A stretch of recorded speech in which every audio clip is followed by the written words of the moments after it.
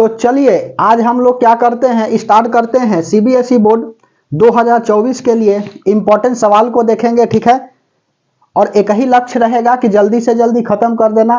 ठीक है, और हमारा लक्ष्य आपको बता दे तो हमारा लक्ष्य है कि 1 घंटा में पूरा फिजिक्स क्लास 10th का जो भी आएगा आपका एग्जामिनेशन पॉइंट ऑफ व्यू के देखते हुए, एग्जामिनेशन पॉइंट ऑफ व्यू को देखते हुए वह आपका मात्र 1 घंटा में फिजिक्स को क्या कर देंगे, खत्म कर देंगे। ठीक है, उसके बाद में 1 घंटा केमिस्ट्री और 1 घंटा बायोलॉजी, मात्र 3 घंटा में आपका टोटल साइंस खत्म कर दिया जाएगा। तो आराम से हमारे साथ बना रहिएगा, सावधानी पूर्वक क्वेश्चन को देखिएगा जो क्वेश्चन कराएंगे।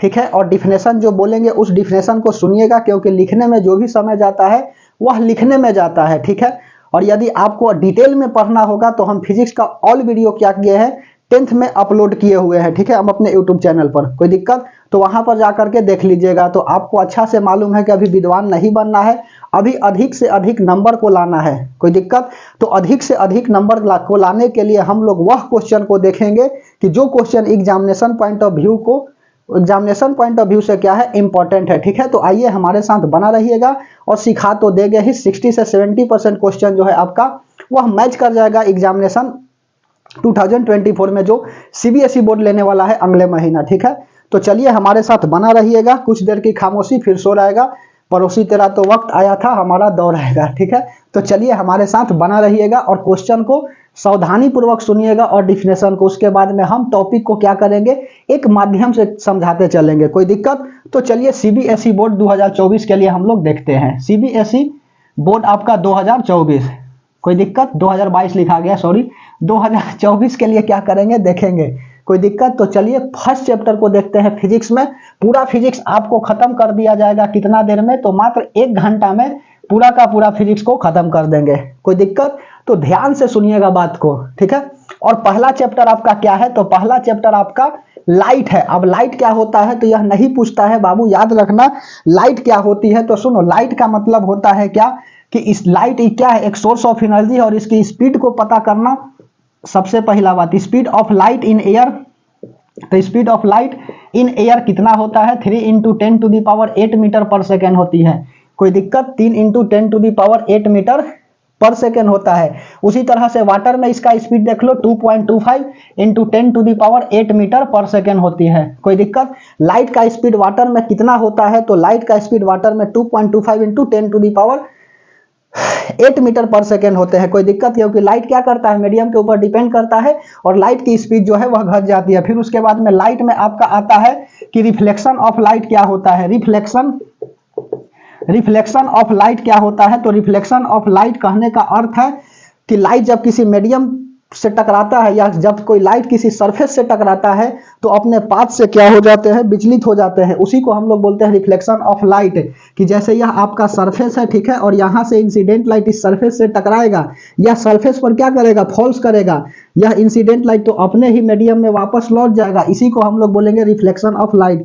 इसको इंसिडेंट लाइट बोला जाता है, इंसिडेंट रे, और इसको बोला जाता है आपका रिफ्लेक्टेड रे। कोई दिक्कत, इसको रिफ्लेक्टेड रे बोला जाता है। और बीच में हम क्या करते हैं, नॉर्मल को डाल देते हैं। यह एंगल आई है और यह एंगल आर है, क्योंकि हमेशा एंगल किसके बीच का देखते हैं, तो हमेशा एंगल जो है आपका नॉर्मल ड्रॉन और इंसिडेंट रे के बीच का एंगल देखते हैं। ठीक है, दिक्कत तो पूछेगा कि रिफ्लेक्शन ऑफ लाइट क्या है, नहीं पूछेगा। Law of reflection of light यहाँ से इंपॉर्टेंट है। कोई दिक्कत, लेकिन फिर भी समझ लीजिए कि रिफ्लेक्शन ऑफ लाइट क्या होता है। तो रिफ्लेक्शन ऑफ लाइट होता है कि द फेनोमेनन इन विच रे of light falls on the surface and return in the same medium is called reflection of light. कोई दिक्कत, डिफिनेशन को ध्यान से सुनिएगा कि जब लाइट किसी सरफेस से टकरा करके अपने ही मीडियम में वापस लौट जाती है उसे प्रकाश का परावर्तन कहते हैं, रिफ्लेक्शन ऑफ लाइट कहते हैं। कोई दिक्कत, उसके बाद में इसका लॉ आता है कि law of reflection of light. Reflection of light कितने लॉ होते हैं, तो 2 लॉ होते हैं। कौन कौन 2 लॉ होता है, तो एक एंगल आई बराबर एंगल आर होते हैं, angle of incidence is equal to the angle of reflection. और दूसरा क्या होता है कि incident ray, reflected ray and normal ray all are situated at the same point. किया वाला अब जो इंसिडेंट रे है, इंसिडेंट रे हो गया, इंसिडेंट रे हो गया, रिफ्लेक्टेड रे हो गया, उसके बाद में नॉर्मल रे हो गया, normal ray, all are situated at the same point. All are situated होता है एट द सेम पॉइंट। कोई दिक्कत, एट द सेम पॉइंट। उसके बाद में फिर आते हैं law of reflection of light के बाद कुछ रूल्स होते हैं, ठीक है। रूल्स के लिए इमेज फॉर्मेशन के लिए रूल्स को देखो क्या होता है। रूल्स होता है क्या, rules for image formation. Image formation जैसे सुनो, इमेज फॉर्मेशन के लिए रूल्स क्या होता है, तो इससे पहले रूल्स को समझने के लिए हम लोग क्या करते हैं, सिंपल पहले मिरर को समझ लेते हैं कि मिरर क्या होता है। मिरर होता है कि वैसा जिसका एक सरफेस कम से कम क्या हो, पॉलिश हो, ठीक है। Those which have one surface at least should be polish, not be curve, at least should be polish. और पॉलिश किस चीज का होगा, तो पॉलिश होगा आपका सिल्वर का, नहीं तो जिंक का, लेप करके ब्लैक कलर चढ़ा दिया जाता है। कोई दिक्कत, तो मिरर दो तरह के होते हैं, एक होता है आपका स्फेरिकल मिरर, स्फेरिकल मिरर, और दूसरा होता है आपका प्लेन मिरर। स्फेरिकल मिरर का दो पार्ट होता है, इस तरह से स्फेयर, और इसको दो भाग में काटोगे तो एक यहाँ पर पार्ट कनकेव और एक बनेगा आपका कन्वेक्स। यह बन गया आपका कन्वेक्स, जिसका अंदर से पॉलिश होगा और यह बाहर से पॉलिश होगा, तो इसको क्या बोलेंगे, इसको बोलेंगे कनकेव। कोई दिक्कत, इसको कनकेव बोलेंगे। यह सब डिटेल में पढ़ाए हैं, टॉपिक को समझते जाइए, ठीक है। 60 से 70% क्वेश्चन अटैच कर जाएगा। तो यह कन्वेक्स हो गया और यह आपका कनकेव हो गया। कोई दिक्कत, तो सवाल पूछ देगा कि यह बाहर वाला किस चीज का पॉलिश होता है, तो बता देना बाबू, जिंक का, और नहीं तो सिल्वर का क्या किया जाता है, लेप चढ़ा करके ब्लैक कलर कर दिए जाते हैं। कोई दिक्कत, सिल्वर या तो जिंक का लेप चढ़ा के ब्लैक कलर कर दिया जाता है। उसके बाद में रूल्स को देखेंगे कि रूल्स क्या होता है। तो रूल्स को सबसे पहले समझो, कनकेव मिरर के लिए रूल्स और कन्वेक्स मिरर के लिए रूल्स। इसका यूज वगैरह पूछ लेता है कि कन्वेक्स का यूज कहाँ होता है और कनकेव का यूज कहाँ पे होता है। तो कनकेव का यूज जो है ना, यहाँ पर डॉक्टर लोग करते हैं दांत को देखने के लिए, डॉक्टर के रूप में डेंटिस्ट। और डेंटिस्ट क्या होता है, डेंटिस्ट जो दांत का डॉक्टर होता है वह कनकेव मिरर का प्रयोग करते हैं। उसके बाद में सैलून वगैरह में जाओगे ना बाल बनाने, तो इसी का मिरर का इस्तेमाल किया जाता है, salon.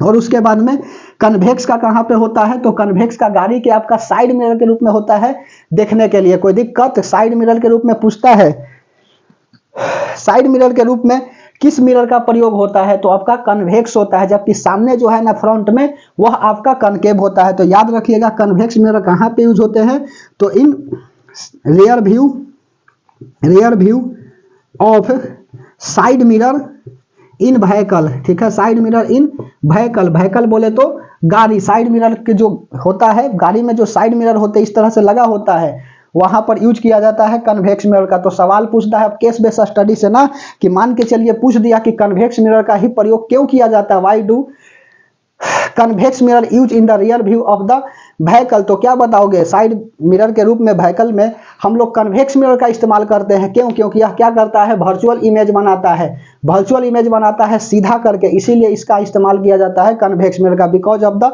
Convex mirror image for virtual and erect. कोई दिक्कत, वर्चुअल इरेक्ट बनाता है, इसीलिए हम लोग क्या करते हैं, कन्वेक्स मिरर का प्रयोग करते हैं। कोई दिक्कत। उसके बाद में रूल्स को देखते हैं। स्क्रीन शॉट लीजिएगा तो लिए, कोई फायदा नहीं है स्क्रीन शॉट लेने से। 1 मिनट,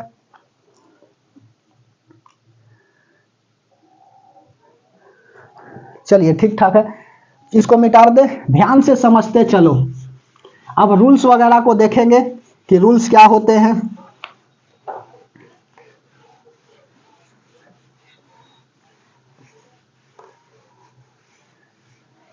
चलो 1 मिनट, इंक को क्या कर लेते हैं, डाल लेते हैं, थोड़ा सा धैर्य बना करके रहिएगा, ठीक है। उसके बाद में हम लोग रूल्स को क्या करते हैं, देखते हैं कि रूल्स क्या क्या होते हैं, ठीक है। कैसे इमेज फॉर्मेशन से एक सवाल पूछता है, न्यूमेरिकल पूछता है। कोई दिक्कत, खुल भी नहीं रहा है यह। 1 मिनट बना रहिएगा, ठीक है। चलो इंक को डाल लेते हैं।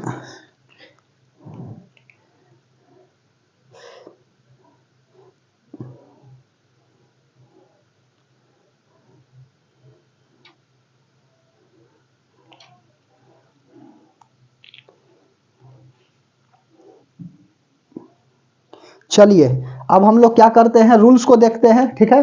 कोई दिक्कत, सब ठीक ठाक। चलो रूल्स क्या है, तो रूल्स है आपका पहला कि जैसे यह आपका कनकेव मिरर है, ठीक है, और यहाँ पे यह आपका पोल है। कोई दिक्कत, कनकेव मिरर में बाहर के साइड पॉलिश होता है। पहला रूल होता है कि यह पैरेलल लाइट, प्रिंसिपल एक्सिस के पैरेलल लाइट यदि मिरर से टकराएगा तो किसी पॉइंट से पास करेगा, और उस पॉइंट को हम लोग क्या बोलेंगे, फोकस बोलेंगे। तो all the parallel ray to the principal axis and falls on the mirror, then after reflection passes through the focus and vice versa. कोई दिक्कत, उसके बाद में देखो दूसरा रूल क्या होता है, तो दूसरा रूल होता है आपका कि जैसे यह आपका कनकेव मिरर है, कोई दिक्कत, और उसके बाद में यहाँ से प्रिंसिपल एक्सिस नहीं, इसको क्या करो फोकस मान लो, और यहाँ से लाइट जाकर के मिरर से टकराएगा तो प्रिंसिपल एक्सिस के क्या हो जाएंगे, यह पैरेलल हो जाएंगे, कोई दिक्कत। इसीलिए हमने वाइस वर्सा बोला है कि all the parallel ray to the principal axis and falls on the mirror then after reflection passes through the focus and vice versa. और सेकंड हमने बात बोला ना कि ray of light passes through the focus and falls on the mirror then after reflection parallel to the principal axis. और तीसरा क्या होता है कि यह आपका कनकेव मिरर है और यहाँ पे लाइट डायरेक्ट पोल पे पड़ेगा तो क्या होगा, अपने ही मीडियम में वापस लौट जाएगा, कोई दिक्कत। इसको एंगल आई बोलेंगे और इसको एंगल आर बोलेंगे, same medium with same angle. उसके बाद में इसका इमेज फॉर्मेशन आता है कि इमेज फॉर्मेशन के लिए सुनो इमेज कैसा कैसा बनाता है। तो पहला इमेज जैसे कि यह कनकेव मिरर है, यह पोल है, यहाँ पर फोकस है और यहाँ पर आपका सेंटर है। परीक्षा में कंपास स्केल रबर पेंसिल लेकर के जाइएगा, नहीं तो छोड़ करके जाइएगा, और किसी से मांगिएगा तो क्या कहेगा जानते हो कि लेकर के क्या आए हो घर से, कोई दिक्कत है, और कुछ नहीं बोलेगा। सुनो तो पहला जो है ना हम लोग ऑब्जेक्ट को रखते हैं सेंटर के पीछे बियॉन्ड द सेंटर। तो इमेज कहाँ पर बनता है, तो यहाँ से पैरेलल लाइट निकाल लो। इमेज बनाने के लिए दो लाइट चाहिए और पैरेलल लाइट कहाँ से पास करेगा, फोकस से पास करेगा।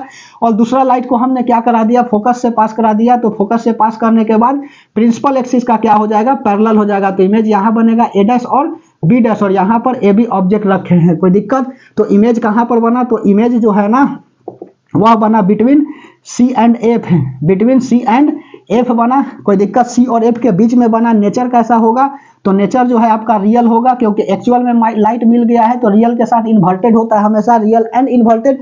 और साइज की बात पूछ लेगा तो साइज क्या होगा, डिमिनिश होगा, कोई दिक्कत। साइज जो है आपका डिमिनिश होगा। तो लिखने में ज्यादा समय जा रही है इसलिए अब नहीं लिखेंगे, कोई दिक्कत। ध्यान से समझिए बात को, टॉपिक को समझते चलो। टारगेट 1 घंटा में पूरा फिजिक्स खत्म करना है, इसलिए ध्यान से सुनो। यहाँ पोल है, उसके बाद में फोकस है, यहाँ सेंटर है। ऑब्जेक्ट को सेंटर पर रखेंगे, दो लाइट निकाल दो। पहला लाइट फोकस से पास करेगा पैरेलल, दूसरा लाइट फोकस से पास करेगा मिरर से टकराएगा तो क्या होगा, यह प्रिंसिपल एक्सिस के पैरेलल हो जाएगा, कोई दिक्कत। और यहाँ कट किया तो सेंटर पे ही इमेज बनेगा, तो एट सेंटर, सेंटर पे ही बनेगा। सेंटर पे रखेंगे तो कहाँ बनेगा, सेंटर पे ही बनेगा। और नेचर कैसा होगा, तो नेचर जो है आपका रियल और इन्वर्टेड होगा, रियल भी होगा और इन्वर्टेड भी होगा, कोई दिक्कत। रियल के साथ इन्वर्टेड होता है। और साइज कैसा होगा, तो सेम साइज होगा, कोई दिक्कत, सेम साइज होगा, कोई दिक्कत है। तो ध्यान से समझते चलिए बात को।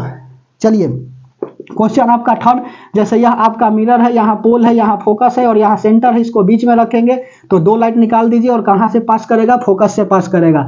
और फोकस से जाएगा तो लाइट क्या हो जाएगा, प्रिंसिपल एक्सिस के पैरेलल हो जाएगा। स्केल से बनाइएगा, ध्यान से समझिए, स्केल और पेंसिल या सब ले करके जाइएगा, कोई दिक्कत। तो सेंटर के क्या बनेगा, पीछे बनेगा, जहां पर आपका कट करेगा वहीं पे इमेज बनेगी, कोई दिक्कत। यहां से आपका फोकस से पोल की दूरी 2 सेंटीमीटर, तो फोकस से सेंटर की भी दूरी 2 सेंटीमीटर होनी चाहिए, कोई दिक्कत। ध्यान से समझते चलो। इमेज कहां पे बनेगा, तो इमेज जो है आपका हम रखे हैं सी और एफ के बीच में, तो बियॉन्ड सी बनेगा, बियॉन्ड सी। और उसके बाद में नेचर कैसा होगा, तो नेचर रियल इन्वर्टेड होगा, एक्चुअल में मिला है तो रियल इन्वर्टेड। और साइज कैसा होगा, तो बड़ा हो गया तो मैग्नीफाइड लिखेंगे, कोई दिक्कत, मैग्नीफाइड। उसके बाद में 4 देखो, यहाँ पर आपका कनकेव मिरर, यहाँ पोल हो गया, उसके बाद में फोकस हो गया, सेंटर हो गया। ऑब्जेक्ट को फोकस पर रखे, इमेज बनाने के लिए दो लाइट, कोई दिक्कत। पहला लाइट पैरेलल गया तो फोकस से पास किया, और दूसरा लाइट को सेंटर से भेज दिया और मिरर से टकराया तो अपने ही पाथ पे वापस लौट आएगा। तो यह क्या हो गया, पैरेलल हो गया, कोई दिक्कत। तो पैरेलल लाइट कहाँ पर मिलता है, तो यह इन्फिनाइट पर मिलता है। तो इमेज कहाँ बनेगा, तो इमेज जो है ना वह इन्फिनाइट पे बनेगा। नेचर कैसा होगा, तो नेचर एक्चुअल में मिल जाएगा तो रियल इन्वर्टेड, कोई दिक्कत। और साइज कैसा होगा, तो हाईली मैग्नीफाइड हो गए, हाईली मैग्नीफाइड होगा, ध्यान से समझते चलो। उसके बाद में 5 ले लेता हूं कि यहाँ पर आपका कनकेव मिरर, यहाँ पोल है, यहाँ फोकस है और यहाँ सेंटर है। फोकस और पोल के बीच में रखेंगे तो पहला लाइट फोकस से प्रिंसिपल एक्सिस के पैरेलल हो जाएगा, प्रिंसिपल एक्सिस के पैरेलल लाइट फोकस से पास कराए और दूसरा लाइट को सेंटर से पास कराए। तो सेंटर से पास कराएं तो क्या होगा, अपने ही पाथ पर वापस लौट आएगा, कोई दिक्कत। इसके बीच का देखो यह क्या हो गया, इसके बीच का जो है ना लाइट यह डाइवर्ट हो गया। डाइवर्टेड रे जो है ना इस तरह से जा रही है और डाइवर्टेड रे कहीं पर भी नहीं मिलता है, जबकि पैरेलल रे इन्फिनाइट पे मिलता है, कोई दिक्कत। तो इस तरह से लाइट को क्या करेंगे, पीछे की तरफ प्रोड्यूस करेंगे और यहाँ पर इमेज बनाएगा कहाँ पे, तो मिरर के पीछे बनाएगा ए डैश बी डैश। कैसा नेचर होगा इसका, नेचर जो है ना वह वर्चुअल इरेक्ट होगा। वर्चुअल के साथ हमेशा क्या होता है, इरेक्ट होता है। और साइज कैसा होगा, तो साइज जो है आपका मैग्नीफाइड हो जाएगा, ऑब्जेक्ट से बड़ा हो जाएगा। और इमेज कहाँ बना, तो इमेज जो है आपका बियॉन्ड मिरर बना। कोई दिक्कत, बियॉन्ड मिरर।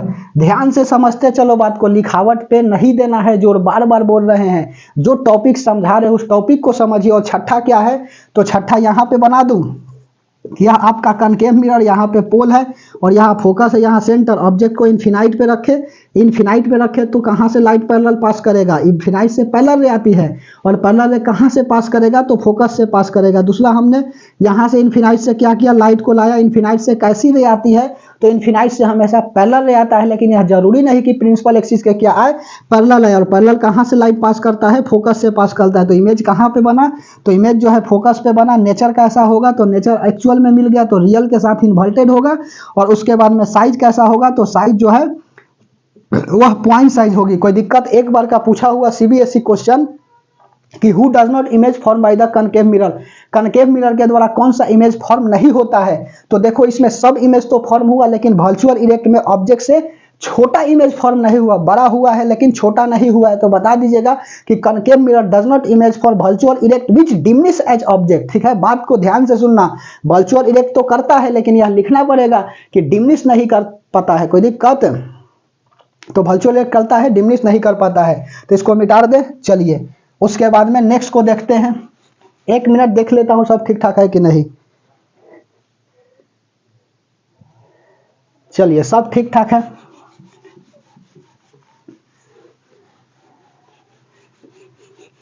एक शॉर्ट रिवीजन करा दे रहे हैं। यदि जिस बाबू को डिटेल में पढ़नी है अभी और अपनी विद्वानता को दिखाना है, वह हमारा जा करके लाइट में हमने 7-8 लेक्चर किया है, उसको जा करके देखें। ठीक है, कि मैं फिजिक्स में क्या पढ़ाया हूँ। अभी तो लक्ष्य है कि अधिक से अधिक क्वेश्चन को लगा देना। कोई दिक्कत, जिसको विद्वान बनना है वह परीक्षा के बाद विद्वान बन लेना बाबू।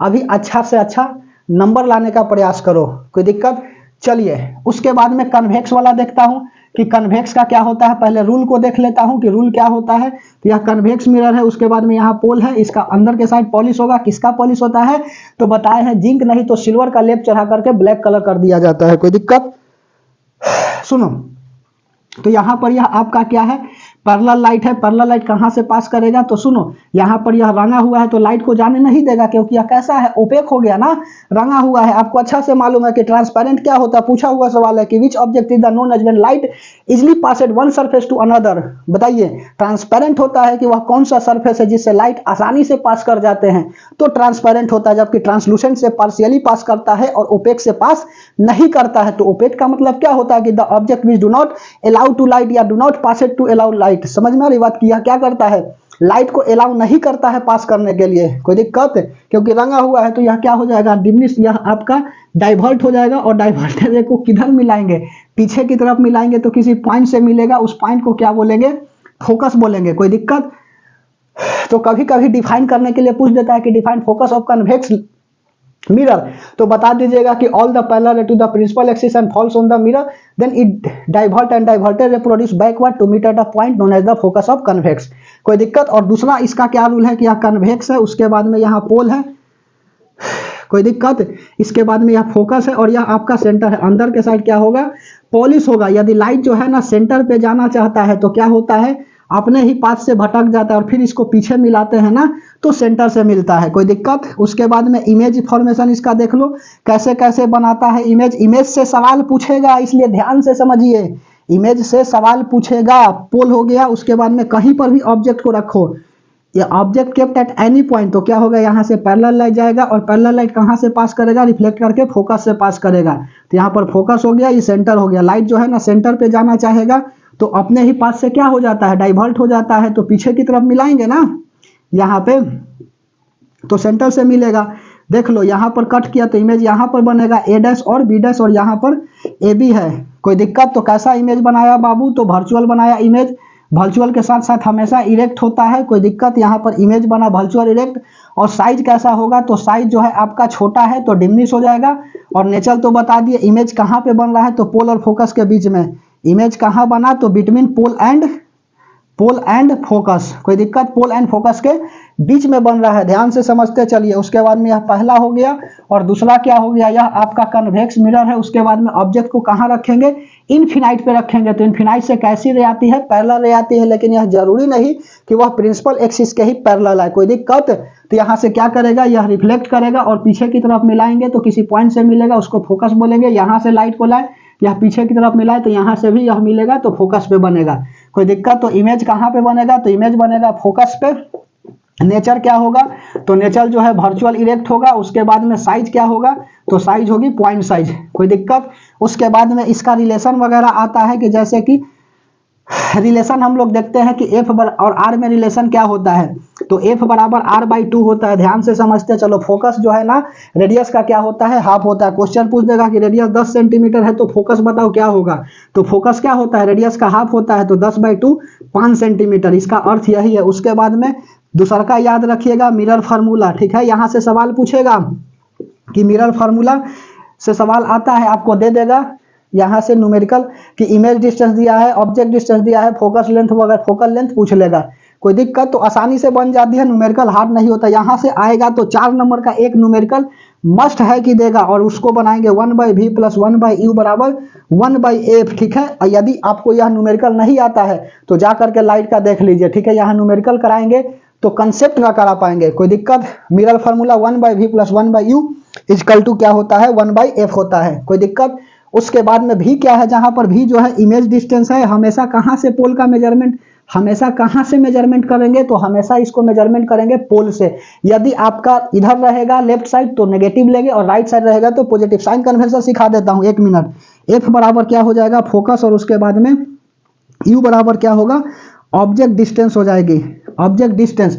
अब देखो इसका क्या करता हूं, साइन कन्वेंशन वगैरह को देख लेता हूं कि साइन कन्वेंशन कैसा कैसा है इसका, कोई दिक्कत। चलिए, अपने आप में एक टारगेट होता है कि जल्दी से जल्दी 1 घंटा में पूरा फिजिक्स पढ़ा देना, कोई दिक्कत है। 1 घंटा में केमिस्ट्री को पढ़ा देना और 1 घंटा में बायोलॉजी को पढ़ा देना, इसलिए ध्यान से देखते जाइए। लाइट थोड़ा सा बड़ा टॉपिक है और सवाल भी पूछता है।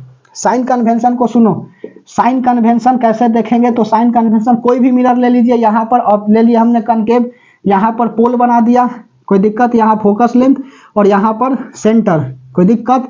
यह पोल से हमेशा कैसे करना है मेजरमेंट, तो पोल से करना है। मान के चलो यहाँ पर ऑब्जेक्ट रखा, कोई दिक्कत, तो ऑब्जेक्ट डिस्टेंस को यू बोला, यहाँ पर इमेज बना, इसका a' बना और b', तो यहाँ से इमेज डिस्टेंस को भी बोला, और यह जो है इसको हमने क्या बोला, फोकल लेंथ बोला, कोई दिक्कत। फोकल लेंथ बोला, बात समझ में आ रही है। तो यह सब पोल से किधर है, तो पोल से नेगेटिव साइड है, तो सब का सब क्या होगा, सब नेगेटिव होगा, भी नेगेटिव होगा और यू भी नेगेटिव होगा। इस साइड बनेगा ना, तो सब क्या करना है, पॉजिटिव लेना है, कोई दिक्कत। उसके बाद में अगला आता है आपका लीनियर मैग्निफिकेशन। लीनियर मैग्निफिकेशन क्या होता है, तो लीनियर मैग्निफिकेशन MAGNIFICATION होता है, इतना लिखेंगे तो हो गई बात, ठीक है। लीनियर मैग्निफिकेशन क्या होता है, the ratio of size of image to the size of object, ठीक है। m बराबर क्या होता है, -v/u होता है। v क्या है, इमेज डिस्टेंस है, और u क्या है, ऑब्जेक्ट डिस्टेंस है। इसी को m बराबर height of image upon height of object. यह होता क्या है, तो यहाँ पर डिफिनेशन नहीं पूछेगा, न्यूमेरिकल पूछेगा, इसलिए ध्यान से समझते चलिए। तो v/u होता है। उसके बाद में रिफ्रैक्टिव इंडेक्स, रिफ्रैक्टिव इंडेक्स क्या होता है, तो रिफ्रैक्टिव इंडेक्स से सवाल पूछता है, एकदम तय है कि पूछेगा रिफ्रैक्टिव इंडेक्स से, रिफ्रैक्टिव इंडेक्स निकालने के लिए, कोई दिक्कत। तो याद रखना, रिफ्रैक्टिव इंडेक्स को हम लोग म्यू से डिनोट करते हैं, नहीं तो एन से डिनोट करते हैं, और एन बराबर क्या होता है, c/v होता है। c क्या है, speed of light in air है, स्पीड ऑफ लाइट है किसमें, एयर में है, और उसके बाद में लाइट का स्पीड किसमें है, तो यह लाइट का स्पीड है किसी मीडियम में, कोई दिक्कत। इसी के रेशियो को हम लोग क्या बोलते हैं, रिफ्रैक्टिव इंडेक्स बोलते हैं, कोई दिक्कत। तो म्यू एयर का वैल्यू याद रखना, एयर में कितना होता है, 1 होता है। उसके बाद में ग्लास का याद रखना 3/2 होता है, और उसके बाद में ग्लास 4/3 होता है, और उसके बाद में म्यू वाटर का याद रखना 4/3 होता है, कोई दिक्कत। वेरी सॉरी, ग्लास का 4/3 और वाटर का 3/2 होता है, ठीक है। और सबसे ज्यादा रिफ्लेक्टिव इंडेक्स होता है डायमंड का। मेरा ध्यान किधर है, क्वेश्चन इधर है, ठीक है। डायमंड कितना होता है, 2.8 होता है। तो कभी कभी अरेंज करने के लिए दे देगा, ठीक है, तो इसको क्या करना है, अरेंज कर देना है, ठीक है। बोलते हैं तो एक गाना याद आ जाती है, ये सब नहीं करना है। चलो उसके बाद में अगला देखते हैं हम लोग किसका, तो हम देखते हैं रिफ्लेक्शन जो है ना आपका, वह रेक्टेंगुलर स्लैब से देखते हैं, आता है सवाल, ध्यान से सुनते चलो बात को। लैटरल शिफ्ट जिसको बोलते हैं, उसके बाद में लेंस देख लेंगे और यह खत्म हो जाएगा। फिर हम लोग इलेक्ट्रिसिटी देखेंगे और उसके बाद में magnetism, human ion, colourful world, बात खत्म। चलिए उसके बाद में नेक्स्ट क्या देखते हैं, तो नेक्स्ट देखते हैं reflection through, reflection through glass slab. या स्लैब बोल रहे हैं नहीं कि प्रिज्म बोल रहे हैं, तो कैसे करेंगे, ग्लास से। तो सुनो, यहाँ पर एक रेक्टेंगुलर ग्लास बनाएंगे, ठीक है, इसी को लेटरल शिफ्ट, या आएगा तो 4 नंबर में आएगा। यहाँ से नॉर्मल हमने क्या कर दिया, खींच दिया, सिंपल। इसका थिकनेस को हमने टी बोल दिया, कोई दिक्कत। उसके बाद में यहाँ से देखो इंसिडेंट लाइट आ रही है, इंसिडेंट लाइट क्या होगा, एक मीडियम से दूसरे मीडियम में जाएगा तो अपने पाथ से भटक जाएगा। इसको पढ़ने से पहले क्या करेंगे हम लोग, देख लेता हूँ रिफ्रैक्शन ऑफ लाइट को, ज्यादा समझ में आएगा कि रिफ्रैक्शन ऑफ लाइट क्या होता है। 1 मिनट। रिफ्रैक्शन ऑफ लाइट होता है कि पाथ से अपने आप भटक जाना लाइट का। जैसे कि यह आपका मान के चलो, इसको हमने एयर बोला और इसको हमने डेंसर बोला, कोई दिक्कत, एयर बोला और डेंसर बोला। लाइट जो है ना, कहाँ से, एयर से डेंसर में जाएगा तो अपने पाथ से क्या हो जाएगा, विचलित हो जाएगा, रिट्रेस हो जाएगा। और यहाँ से लाइट का पाथ यह था, कोई दिक्कत, यह क्या करेगा, नॉर्मल की तरफ झुक जाएगा, इसको हमने नॉर्मल बोला। और यहाँ से लाइट जा रही है वाटर से, डेंसर बोले तो कुछ भरा हुआ, और वाटर से जा रहा है एयर की तरफ, लाइट का यह मीडियम है, कोई दिक्कत, लाइट का पाथ यह है, लेकिन क्या करेगा, यह नॉर्मल से दूर भागेगा, कोई दिक्कत। तो याद रखना कि लाइट जब रियल से डेंसर में जाती है तो नॉर्मल के तरफ झुकती है, कोई दिक्कत, और उसके बाद में डेंसर से रियल में जाती है तो नॉर्मल से बाहर भागती है, कोई दिक्कत। इसका साइंटिफिक रीजन बहुत बड़ा है, न्यूटन कॉर्पस्कुलर थ्योरी, यह सब अभी नहीं जानना है, कोई दिक्कत। तो रिफ्रैक्शन ऑफ लाइट क्या होता है, द फेनोमेनन इन विच रे of light passed one medium to another which change the original path is called refraction of light। Are you understand? कोई दिक्कत। चलिए उसके बाद में reflection of light, reflection through glass slab से कैसे करेंगे, तो यह आपका नॉर्मल और इंसिडेंट के बीच में एंगल आई बनाएगा। लाइट की एक्चुअल पाथ तो यह है, कोई दिक्कत। तो एक मीडियम से दूसरे मीडियम में जाएगा तो क्या होगा, लाइट रिट्रेस करेगा अपने पास से। रिट्रेस का मतलब होता है भटक जाना, कोई दिक्कत। जैसे आप साल भर भटके रहे हैं, कोई दिक्कत, तो कम से कम बाबू 1 घंटा तो पढ़ लो, कोई दिक्कत। आप अपने लिए नहीं तो उसके लिए भी तो पढ़ सकते हो ना, क्योंकि उसके लिए ही तो भटके हो, कोई दिक्कत। 75 आएंगे 75 जाएंगे, इसलिए ध्यान से समझिए बात को, सुनो। तो उसके बाद में यह क्या करेगा, रिफ्लेक्ट कर जाएगा, तो इसको क्या करेंगे, रिफ्लेक्टेड रे, कोई दिक्कत। कम से कम 1 घंटा ध्यान से पढ़ लो यदि एग्जाम में अच्छा नंबर लानी है तो। यह रिफ्लेक्टेड है और यहाँ से क्या करेगा, रिफ्लेक्ट करेगा, तो देख लो नॉर्मल की तरफ झुकेगा, कोई दिक्कत। यहाँ से इंसिडेंट लाइट का यह पाथ है एक्चुअल में, समझ में आ रही है बात। जैसे ही एक मीडियम से दूसरे मीडियम में जाएगा तो अपने पाथ से क्या हो जाएगा, रिट्रेस हो जाएगा। तो यहाँ देख लो पाथ से रिट्रेस हो गया, यहाँ पर फिर से हमने नॉर्मल डाल लिया।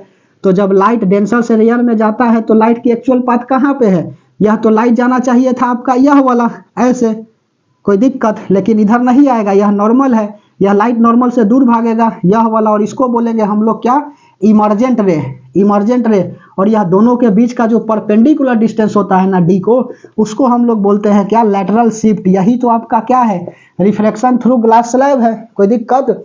तो लैटरल शिफ्ट क्या होता है, परपेंडिकुलर डिस्टेंस बिटवीन इमर्जेंट रे and initial direction of incident ray is called lateral shift. कि इंसिडेंट रे का इनिशियल डायरेक्शन और इमर्जेंट रे के दोनों के बीच के जो परपेंडिकुलर डिस्टेंस होगा उसको हम लोग बोलेंगे लैटरल शिफ्ट। उसके बाद में अगला देखो, अब आता है आपका लेंस, कोई दिक्कत। लेंस, अब लेंस क्या होता है से ध्यान से समझते चलो बात को। लेंस क्या होता है, तो लेंस होता है आपका 2 तरह का। अच्छा एक बात यह भी याद रखना, सुनो, कि कनकेव मिरर को हम लोग कन्वर्जिंग मिरर भी बोलते हैं, क्योंकि लाइट को क्या कर रहा है, दबा दे रहा है, कन्वर्जिंग मिरर बोलते हैं। और उसके बाद में दूसरा आता है आपका कन्वेक्स, कन्वेक्स को हम लोग डाइवर्जिंग भी बोलते हैं, डाइवर्जिंग मिरर बोलते हैं, कोई दिक्कत। सुनो, यदि कुछ नहीं तो लाइट से कम यह करके जाना, एक न्यूमेरिकल करके जाना, ठीक है, न्यूमेरिकल, और दूसरा इमेज फॉर्मेशन, इमेज फॉर्मेशन, और कुछ मत करना। यदि यह भी नहीं किया तो दिक्कत हो जाएगा, ठीक है। इतना जुलूल से जुलूल कर लेना। शादी के कार्ड पे लिखा होता है ना कि हमारे फूफा की शादी में, फूफा जो भी हो, मौसा, समझ में आ रही बात, जुलूल से जुलूल आइएगा। इसी तरह से इसको पढ़ करके जुलूल से जुलूल जाइएगा, ठीक है। हमने तो सुना है कि व्यक्ति जो है ना एक दूसरे के चक्कर में क्या होते हैं, बहरा होते हैं, कोई दिक्कत, तुतला भी हो जाता है। ध्यान से समझो, न्यूमेरिकल, उसके बाद में इमेज फॉर्मेशन। अब हम लोग क्या करेंगे, लेंस को देखेंगे। लेंस क्या होगा, तो लेंस होता है यह ट्रांसपेरेंट मटेरियल जिसका एक सरफेस कम से कम क्या होता है, पॉलिश होता है। लेंस क्या होता है, it is a transparent material, या ट्रांसपेरेंट मटेरियल है क्योंकि आर पार दिखता है, कोई दिक्कत, जिसका एक सरफेस क्या होते हैं, पॉलिश होते हैं। एक मिनट, एक सरफेस क्या होता है, पॉलिश होता है। आधा घंटा एक्चुअल हो गया, ठीक है, एक के ऊपर टॉपिक पर ले रहे हैं आधा घंटा। लेंस सुनो, खत्म कर देंगे फिजिक्स को चाहे जितना देर लगे, 1 घंटा में नहीं होगा, 1 घंटा 25 मिनट में होगा, लेकिन खत्म करेंगे, कोई दिक्कत। लेंस, लेंस क्या होता है, यह ट्रांसपेरेंट मटेरियल जिसका एक सरफेस क्या हो, पॉलिश हो। लेंस कई तरह के होते हैं, लेकिन समझिए यहाँ पर लेंस दो तरह के पढ़ना है। एक पढ़ना है आपको कनकेव लेंस, और दूसरा पढ़ना है आपको कन्वेक्स लेंस। कोई दिक्कत, कन्वेक्स लेंस पढ़ना है। कनकेव लेंस हो गया और दूसरा कन्वेक्स लेंस हो गया। कनकेव लेंस को हम लोग क्या बोलते हैं, डाइवर्जिंग लेंस भी बोलते हैं, क्योंकि लाइट को क्या करता है, डाइवर्ट कर देता है। और कन्वेक्स लेंस को हम लोग कन्वर्जिंग लेंस भी बोलते हैं, कन्वर्जिंग लेंस बोलते हैं। कोई दिक्कत, कनकेव लेंस को डाइवर्जिंग और कन्वेक्स को कन्वर्जिंग, क्योंकि लाइट को दबा देता है। एक मिटा, इसको मिटा दे, चलिए उसके बाद में नेक्स्ट दिखाते हैं इसका इमेज फॉर्मेशन। ध्यान से समझते चलो, इमेज फॉर्मेशन भी पूछता है।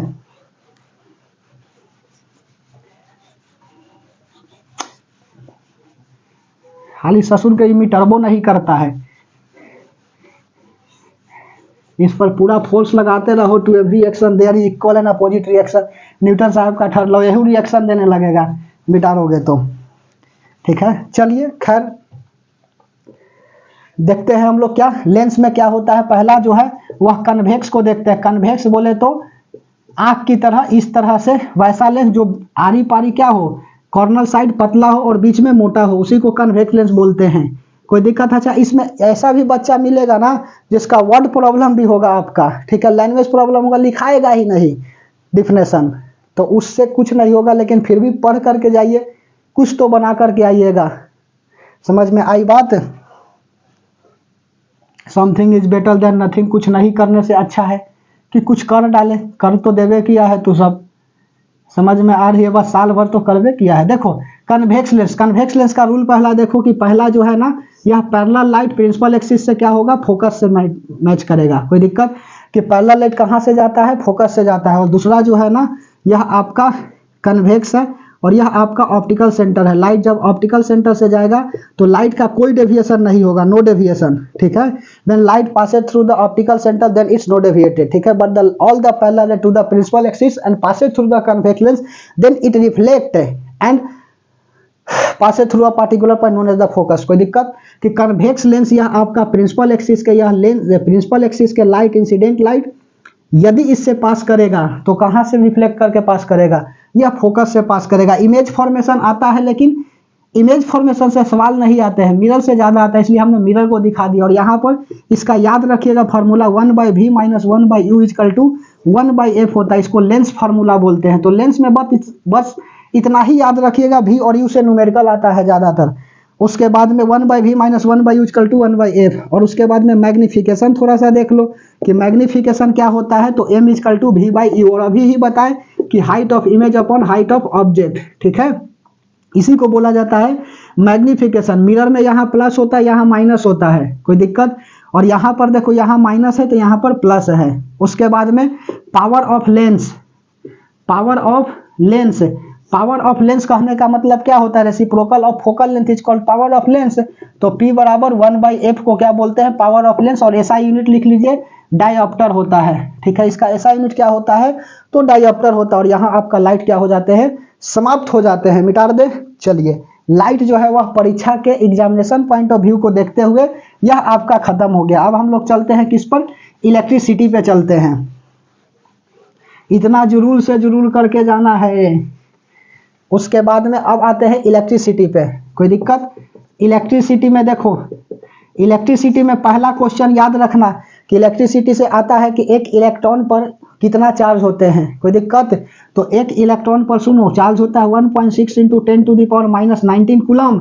और एक कूलम में नंबर ऑफ इलेक्ट्रॉन पूछता है ऑब्जेक्टिव में। एक कूलम में नंबर ऑफ इलेक्ट्रॉन कितना होता है, तो 6.25 × 10⁻18 इलेक्ट्रॉन होते हैं। यह दोनों याद करना जरूर से जरूर। उसके बाद में चार्ज बराबर क्या होता है, चार्ज बराबर होता है करंट इनटू टाइम, ठीक है। क्यू बराबर आईटी होता है, और ऐसा यूनिट वगैरह याद रखना, ऐसा यूनिट क्या होता है तो कूलम होता है, कोई दिक्कत, कूलम होता है ऐसा यूनिट, ठीक है। इसका डिफिनेशन वगैरह नहीं पूछता, इसलिए इसका चर्चा नहीं करेंगे। चार्ज क्या होता है, इंट्रिंसिक प्रॉपर्टी ऑफ मैटर होते हैं, हमने पूरा फिजिक्स पढ़ाया है डिटेल में। जिसको फिजिक्स को डिटेल देखना है वह कृपया करके आप हमारे यूट्यूब पर चैनल पर जाए और वहां पर डिटेल देख ले। अभी हम केवल और केवल एग्जामिनेशन पॉइंट ऑफ व्यू को देखते हुए बताएंगे, कोई दिक्कत। उसके बाद में potential and potential difference, potential and potential difference, PD बोल दिया, पोटेंशियल डिफरेंस यह क्या होता है तो पोटेंशियल होता है V equal to W by Q, कोई दिक्कत। वर्क और चार्ज के रेशियो को क्या कहा जाता है, पोटेंशियल कहा जाता है। वर्क और चार्ज के रेशियो को पोटेंशियल कहते हैं, समझ में आ रही है बात। वर्क का होता है जूल और चार्ज का होता है कूलम, जूल पर कूलम को बोला जाता है वोल्ट। और पीडी क्या होता है, दो पोटेंशियल के बीच का difference, difference between two potential is called potential difference, समझ में आ रही है बात। और इसका भी फार्मूला सेम होता है, V equal to W by Q होता है, कोई दिक्कत। V equal to W by Q इसका भी होता है। अच्छा, यह इसको बोलते हैं पोटेंशियल डिफरेंस। अच्छा, उसके बाद में यहाँ से न्यूमेरिकल ज्यादा पूछता है, क्या करके जाओगे इलेक्ट्रिसिटी में, सुनो, एक न्यूमेरिकल कर लेना और उसके बाद में ओम्स लॉ का जो है ना ग्राफिकल रिप्रेजेंटेशन से न्यूमेरिकल आता है, बस इतना कर लेना है, ध्यान से समझिए। कोई कोई तो यही सब गेस बता देता और ना लड़ा तब तो हो जाएगी कहानी। सुनो, उसके बाद में अगला ओम्स लॉ। ओम्स लॉ क्या होता है तो ओम्स अंकल ने क्या कहा कि यह कोई कंडक्टर है, ठीक है, और इस कंडक्टर को हम लोग जो बैटरी से जोड़ेंगे तो यहाँ पर बैटरी लगा दिए, कोई दिक्कत, प्लस माइनस, ठीक है। यहाँ पर सर्किट कंप्लीट होना चाहिए, प्लस से माइनस की तरफ चलता है, कोई दिक्कत। जबकि इलेक्ट्रॉन इसके अपोजिट घूमते हैं, ठीक है। इलेक्ट्रॉन क्या होता है, इलेक्ट्रॉन का मोशन जो है ना करंट के अपोजिट होता है, it moves opposite to the current, ठीक है। अपोजिट क्या घूमता है, करंट का घूमता है, और करंट की डायरेक्शन प्लस से माइनस की तरफ होती है। तो यहाँ क्या बोला कि V जो होगा ना वह आई आर के बराबर होगा, कोई दिक्कत। V directly proportional to I होता है और V बराबर आई आर, आर क्या है यहाँ पे तो कांस्टेंट है, और आर कांस्टेंट, और इसी को क्या बोलेंगे, रेजिस्टेंस बोलेंगे। रेजिस्टेंस क्या होता है तो रेजिस्टेंस होता है जो इंटरनल प्रॉपर्टी कंडक्टर की होती है, जो करता क्या है, रेजिस्ट करता है करंट को, ठीक है। इट इज द, यदि लिखना चाहोगे तो लिख डालो, it is the internal properties of conductor which resist the electric current, कोई दिक्कत। जबकि ओम्स लॉ क्या होता है तो ओम्स लॉ कभी कभी स्टेटमेंट लिखने के लिए देता है, तो सुनो कि ओम्स लॉ क्या होता है, at constant temperature and nature PD applied across 2 inches of conductor, then electric current produced and directly proportional to it, कोई दिक्कत। कि जब हम लोग क्या करते हैं, यदि टेम्परेचर कांस्टेंट हो, नेचर के ऊपर भी डिपेंड करता है, और दोनों इंड से क्या करते हैं, पोटेंशियल अप्लाई करते हैं, तो करंट का डायरेक्टली प्रोपोर्शनल होता है। ओम्स के अनुसार V बढ़ेगा तो I भी बढ़ेगा, बट ऐसा नहीं होता है, अभी पढ़िए, ठीक है, बाद में देखा जाएगा कि क्या होता है, ठीक है, समझ में आई बात। तो V directly proportional to I को हम लोग क्या बोलते हैं, ओम्स लॉ बोलते हैं। उसके बाद में ग्राफिकल रिप्रेजेंटेशन आता है, ग्राफ से ओम्स लॉ को कैसे रिप्रेजेंट करेंगे, ग्राफिकल रिप्रेजेंटेशन। कि यहाँ पर देखो, यह हमने बना लिया आपका V और यहाँ पर बना लिया I, इसको पोटेंशियल बोला, इसको करंट बोला। तो ओम्स कहे कि V बढ़ेगा तो I बढ़ेगा, V बढ़ेगा तो I बढ़ेगा, तो इसको थोड़ा सा मिला दो, यहाँ से देख लो ग्राफ कैसा हो गया, स्ट्रेट हो गया, यही ना, ग्राफ कैसा हो गया तो यह आपका स्ट्रेट हो गया। अर्थात ग्राफिकल रिप्रेजेंटेशन से यह पता, यहाँ से ग्राफ देगा, इंपॉर्टेंट है, ठीक है। यहाँ से ग्राफ दे करके और न्यूमेरिकल खूब पूछता है, कोई दिक्कत। तो V और I का हमने क्या किया, ग्राफ देखा कि potential increase then current also increase. और उसके बाद में आपका अगला आता है, मिटार दे, ध्यान से देखते चलिए, बात को सुनते चलिए। किसी भी प्रकार का डाउट है तो कमेंट सेक्शन में डाउट को कमेंट करिए। अपने आप में चैलेंज होता है बाबू, खुद तुम समझ रहे हो कि 1 घंटा का मात्र चीज फिजिक्स नहीं है, लेकिन अपने आप में एक चैलेंज है कि 1 घंटा में पूरा पढ़ा देना, ठीक है। इसलिए ध्यान से समझिए। यदि सपोज करो कि डिफिनेशन लिखेंगे तो डिफिनेशन लिखने में भी चला जाएगा। जो पढ़ा है एक्चुअल में फिजिक्स है उसको पता होगा कि 1 घंटा के लिए पॉसिबल नहीं होता है, अपने आप में चैलेंज है खत्म कर देना। इसलिए ध्यान से सुनो बात को। उसके बाद में कॉम्बिनेशन ऑफ रजिस्टर आता है, कॉम्बिनेशन ऑफ रजिस्टर। यह क्या होता है, कॉम्बिनेशन ऑफ रजिस्टर। रजिस्टर बताए ना, R बराबर V बराबर आई आर होता है, और R बराबर क्या होगा, V बाई आई होगा, ठीक है। इसका ऐसा यूनिट वगैरह लिख लेना, ओम। इस तरह से यह सिंबल होता है। आर क्या होता है, तो रेजिस्टेंस होता है, प्रतिरोध, जो क्या करता है, इलेक्ट्रिक करंट का विरोध करता है, ठीक है, उसी को हम लोग बोलते हैं रेजिस्टेंस, ठीक है। आर बराबर वी बाई आई, डिफिनेशन ना पूछेगा, बार बार बोल रहे हैं, इसलिए ध्यान से सुनो, डिफिनेशन अब नहीं पूछती है सवाल, आप एक्चुअल में जा करके सेट बना करके देखिए। अब आता है केस बेस्ड स्टडी से, सर्सर रीजन से, जो ऑब्जेक्टिव आता है उस ऑब्जेक्टिव को बताते चल रहे हैं, और जिस तरह से क्वेश्चन आ रहा है उसको बोलते भी चल रहे हैं, इसलिए ध्यान से समझते चलो बात को। आर बराबर वी बाई आई, यह सब नहीं पूछेगा, यहां से न्यूमेरिकल आएगा तो आएगा, ठीक है। कॉम्बिनेशन ऑफ रजिस्टर में दो तरह के होता है, एक सीरीज कॉम्बिनेशन होता है और दूसरा जो है ना वह पैरेलल कॉम्बिनेशन होता है। सीरीज कॉम्बिनेशन में क्या होता है, इसमें रेजिस्टेंस को सीधा क्या करते हैं, जोड़ देते हैं डॉट डॉट, ठीक है, इस तरह से होता है कॉम्बिनेशन सीरीज वाला। और यहां पर क्या कर दिया, बैटरी से जोड़ दिया, कोई दिक्कत, यहां पर R1 बोल दिया, यहां R2 बोल दिया, यहां R3 बोल दिया। इसमें करंट क्या होता है, सेम होता है, क्योंकि करंट की डायरेक्शन बदलेगी तो करंट भी बदल जाएगा। एक मिनट, ठीक है, चलिए सुनो, R1 R2 R3, कोई दिक्कत, यहां पर इसको क्या बोला, भी बोला, कोई दिक्कत। और पैरेलल के लिए क्या हो गया, 1/RP बराबर 1/R1 plus 1/R2 plus 1/R3, और डॉट डॉट यहां पर भी होगा, तो पैरेलल में बटा करके जोड़ेंगे और सीरीज में सीधे जोड़ देंगे। पैरेलल का देख लो थोड़ा सा, न्यूमेरिकल यहां से आएगा, यदि पूछेगा तो न्यूमेरिकल पूछेगा, इसलिए ध्यान से समझते चलो। इस तरह से पैरेलल का क्या हो गया, यह पैरेलल में क्या होता है, R1 हो गया, R2 हो गया, R3 हो गया, यहां से करंट गया तो करंट यहाँ I1 हो गया, यहाँ I2 हो गया और यहाँ I3 हो गया, कोई दिक्कत, I1 I2 I3, ठीक है। उसके बाद में अब हम लोग क्या देखेंगे, factor on which conductor and resistance depends, ठीक है, factors on which conductor and resistance depends, पूरा नहीं लिख रहे हैं, ठीक है। पहला क्या होता है, dimension, shape and size, effect of dimension, effect of dimension, shape and size, ठीक है, शेप एंड साइज, बस। दूसरा याद रखिएगा, नेचर ऑफ मटेरियल, ये सब डिफिनेशन नहीं पूछेगा इस सब का, नेचर ऑफ मटेरियल, उसके बाद में effect of temperature, effect of temperature, और उसके बाद में effect of light, effect of magnetic field भी होता है, ठीक है, बहुत सारे होते हैं। Effect of dimension, shape and size से देखो, यह वाला पहला उठा रहे हैं यहां से, यह क्या होता है, तो जैसे यह आपका कोई कंडक्टर है, ठीक है, और यहां से हमने क्या कर दिया, बैटरी से जोड़ दिया, और बैटरी से जोड़ने के बाद देखो यहाँ स्विच वगैरह लगाओगे तो लगा लो, कोई दिक्कत ना है, प्लस हो गया माइनस, तो यहाँ क्या है, यह लेंथ है और इसका एरिया को हमने क्या बोला, एरिया को ए बोल दिया, कोई दिक्कत।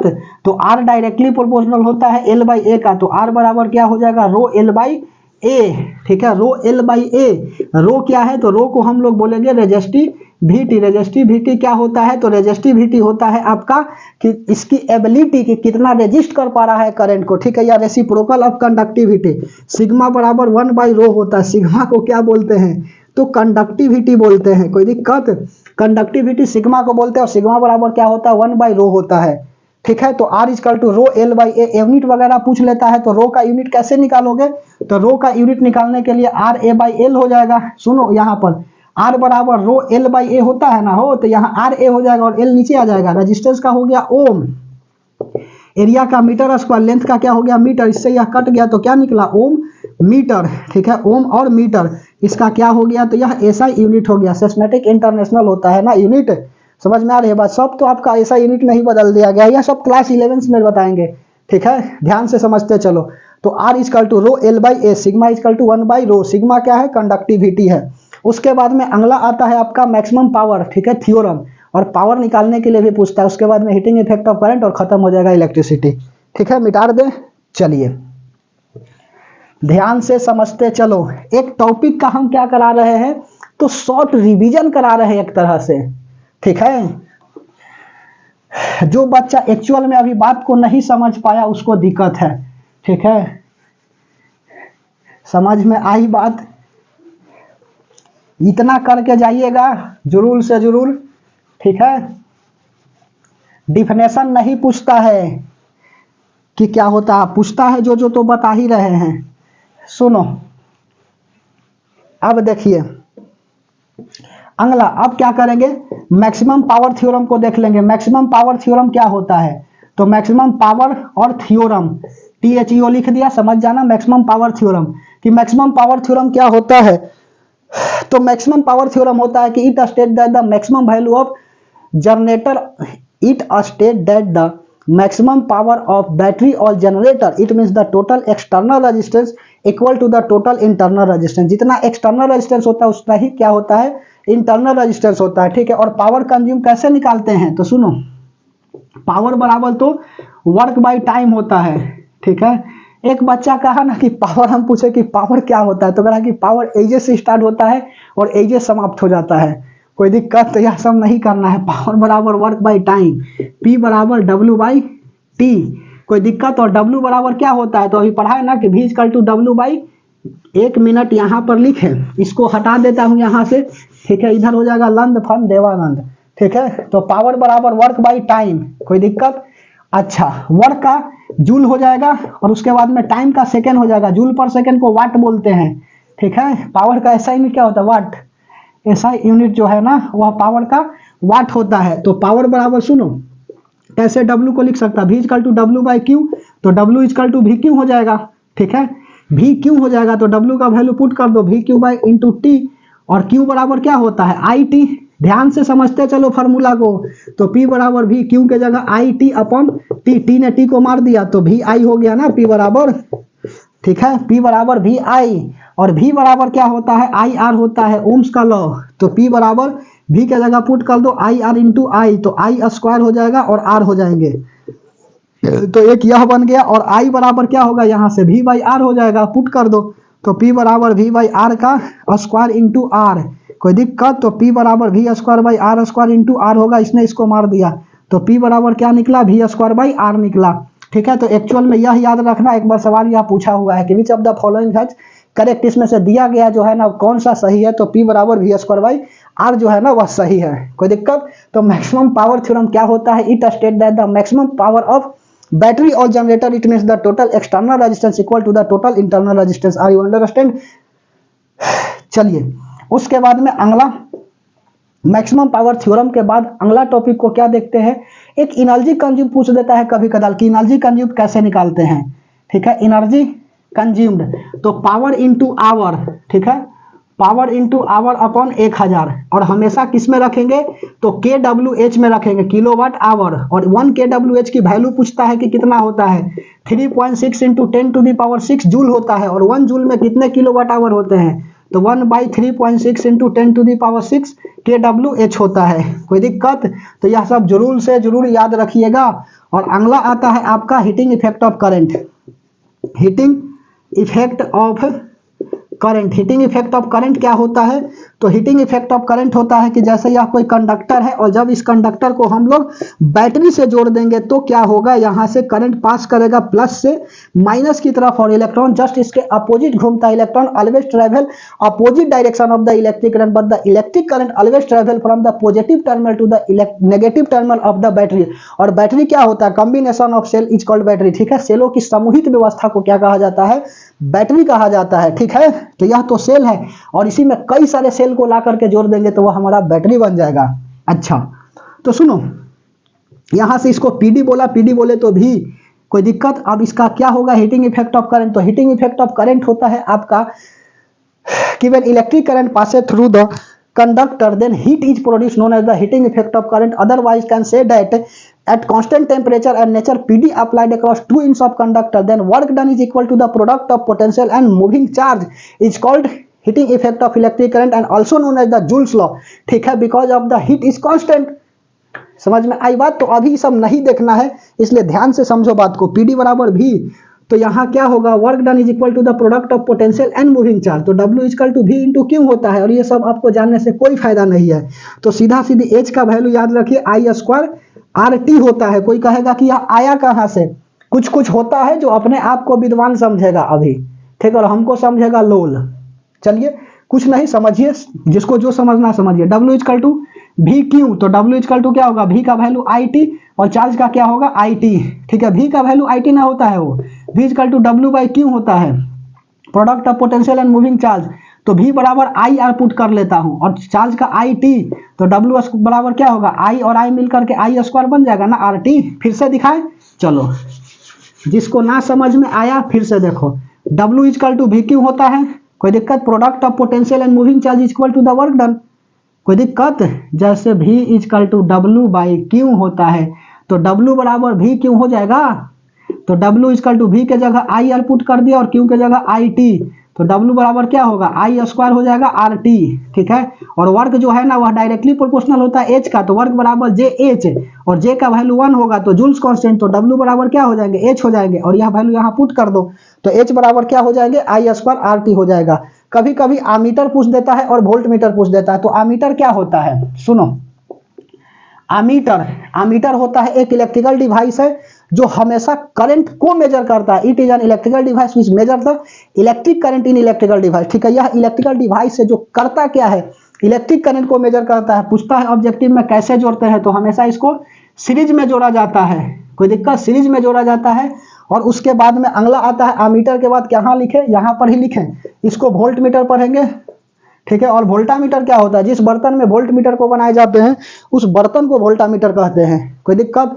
तो सुनो, वोल्ट मीटर क्या होता है? यह एक इलेक्ट्रिकल डिवाइस है जो करता क्या है? वोल्टेज को मेजर करता है। इसको हम लोग क्या करेंगे? पैरेलल में जोड़ेंगे, ठीक है। तो वोल्ट मीटर क्या होता है? It is an electrical device which measure the electric volt in electrical circuit, it always connected in parallel combination. कोई दिक्कत? सर्किट वगैरह बनाने के लिए बोल देगा तो क्या करिएगा? मिटा दे। चलो ध्यान से समझते चलिए बात को। उसके बाद में यहाँ पर इलेक्ट्रिसिटी भी खत्म, उसके बाद में मैग्नेटिज्म देख लेता हूँ, और human ion, colourful world, physics खत्म। इसी तरह से केमिस्ट्री को भी खत्म करेंगे, और उसके बाद में बायोलॉजी को, पहले फिजिक्स को खत्म कर लेने दो, ठीक है। बना रहिएगा, सिखा तो देंगे ही, ठीक है। एक शॉर्ट रिवीजन करा दे रहे हैं।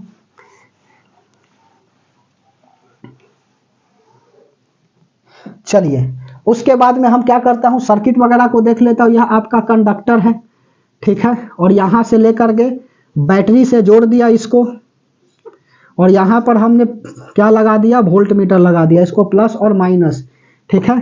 यह वोल्टेज को क्या करेगा? मेजर करेगा। और यह आपका कंडक्टर है, ठीक है। कंडक्टर क्या होता है?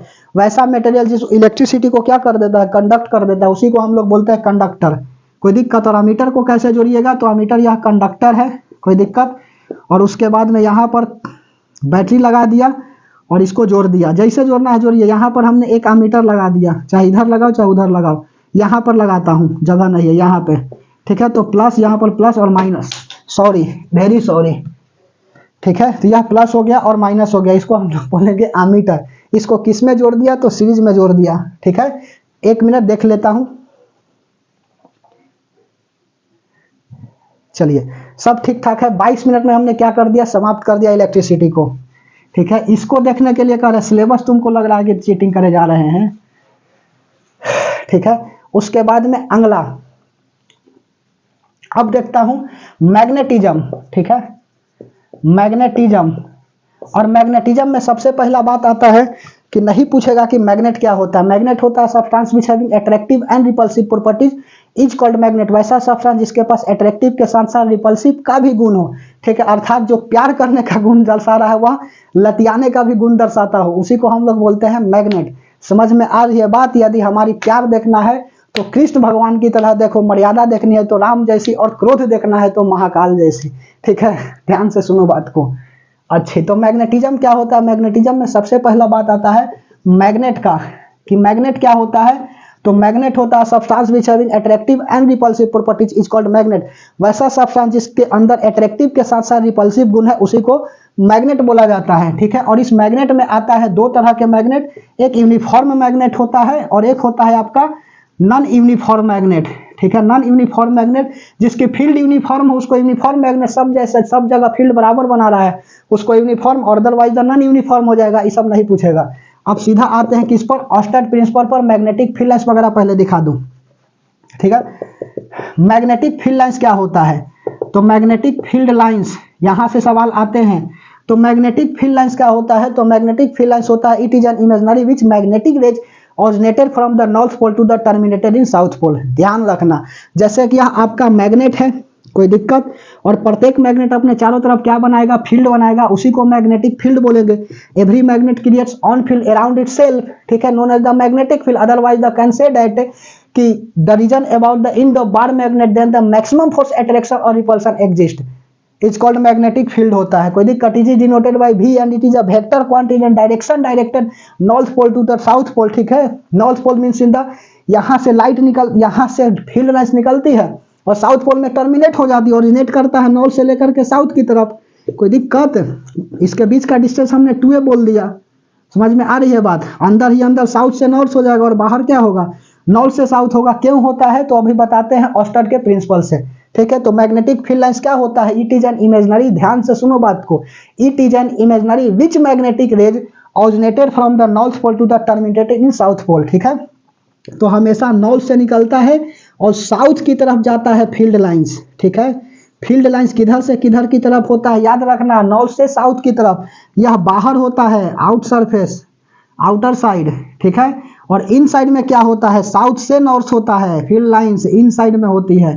ठीक है, अच्छा, तो इसका प्रॉपर्टीज वगैरह कभी कदार पूछ लेता है, तो प्रॉपर्टीज में क्या लिखिएगा, तो प्रॉपर्टीज में लिखिएगा कि magnetic field lines originated from the north pole to the terminated in south pole. दूसरा लिखिएगा कि magnetic field lines do not intersect each other. सवाल पूछा हुआ है, सुनो सवाल पूछा हुआ है ना कि magnetic field lines do not intersect each other. ठीक है, each other, magnetic field lines जो है ना एक दूसरे को इंटरसेक्ट नहीं करता है। क्यों, तो बता देना कि यहाँ पर यह फील्ड लाइंस है, यहाँ पर यह फील्ड लाइंस है, एक ही पॉइंट पे कट किया ना, तो इसका टेंजेंट निकालो इधर और इसका टेंजेंट इस पॉइंट से इधर। एक ही पॉइंट पर देखो दो टेंजेंट निकल रहे हैं और दोनों की डायरेक्शन क्या है, अपोजिट है, अलग अलग है, और टेंजेंट क्या करता है, फील्ड लाइंस की डायरेक्शन को बतलाता है। तो तीसरा प्रॉपर्टी में लिखना चाहोगे तो लिख सकते हो कि tangent of field line show the magnetic direction of the magnetic field. ठीक है, और टेंजेंट क्या कर रहा है, डायरेक्शन बतला रहा है, अर्थात यहाँ पर इंटरसेक्ट क्यों नहीं करेगा, तो बता देना कि because of the two tangent at a one point and both the tangent are the different direction which has not possible. कोई दिक्कत, इसीलिए क्या करेगा, इंटरसेक्ट नहीं करेगा। समझ में आई बात? तो सवाल पूछेगा कि why magnetic field line do not intersect each other, तो बता देना कि because of the two tangent at a one point and the both tangent are the different direction which different field lines। ठीक है, at a one point which has not possible, जो क्या है, यह पॉसिबल नहीं है, इसीलिए क्या करेगा, यह इंटरसेक्ट नहीं करेगा। और उसके बाद में अगला है आपका मैग्नेटिक फील्ड, कि मैग्नेटिक फील्ड क्या होता है, तो मैग्नेटिक फील्ड होता है कि यह मैग्नेट है और यह मैग्नेट अपने आसपास क्या करेगा, चारों तरफ फील्ड बनाएगा। यहाँ से देखो नॉर्थ से निकल करके साउथ में जा रहा है ना, नॉर्थ से निकल के साउथ में, तो यह क्या कर रहा है, अपने आसपास फील्ड बना रहा है। इस फील्ड में हम लोग दूसरा मैग्नेट को ले जाएंगे तो या तो अट्रैक्ट करेगा या तो रिपेल करेगा। सेम नेचर का पोल रहेगा तो रिपेल करेगा और डिफरेंट नेचर का रहेगा तो अट्रैक्ट करेगा। समझ में आ रही बात? पुरुष पुरुष क्या होते हैं, फटाफटी, महिला महिला फटाफटी होता है। ठीक है, और पुरुष और महिला क्या होता है, प्यार मोहब्बत। उसी तरह से नॉर्थ पोल और साउथ पोल एक दूसरे से क्या करते हैं, अट्रैक्ट करते हैं, जबकि नॉर्थ पोल और नॉर्थ पोल क्या करता है, रिपेल करता है। तो वही तो बात बोल रहे हैं कि different nature of pole always attract to each other wise the same nature of the pole always repel to each other. ठीक है, otherwise can say that the same nature, otherwise can say that like pole always repel to each other, otherwise unlike poles attract to each other. Are you understand? ठीक है, तो अपना विद्वानता दिखाने नहीं हम आए हैं, इसलिए ध्यान से सुनो बात को। मैग्नेटिक फील्ड नॉर्थ से साउथ की तरफ होता है। ऐसा यूनिट नहीं पूछेगा लेकिन लिख लो, ऐसा यूनिट जो है ना वह क्या होता है, टेस्ला होता है, टेस्ला, टकला नहीं। ठीक है, टकला मकान कहाँ पे है, तो टकला मकान आपका चाइना और मंगोलिया में पड़ता है। ठीक है, मंगोलिया, ज्योग्राफी पढ़े हो ना कि चाइना कहाँ पे है, मंगोलिया कहाँ पे है, सेंट्रल एशिया में कितने देश आते हैं। चलो ज्योग्राफी की बात नहीं करेंगे। ऐसा यूनिट क्या होता है, टेस्ला होता है। जिस बच्चा को मैप नहीं वर्क करने आता है ज्योग्राफी में जो है नंबर कम आएगी, ऐसा यूनिट होता है टेस्ला। अच्छा, उसके बाद में अगला अब हम लोग देखते हैं क्या, ऑस्टर्ड प्रिंसिपल को। स्क्रीनशॉट मत लीजिएगा,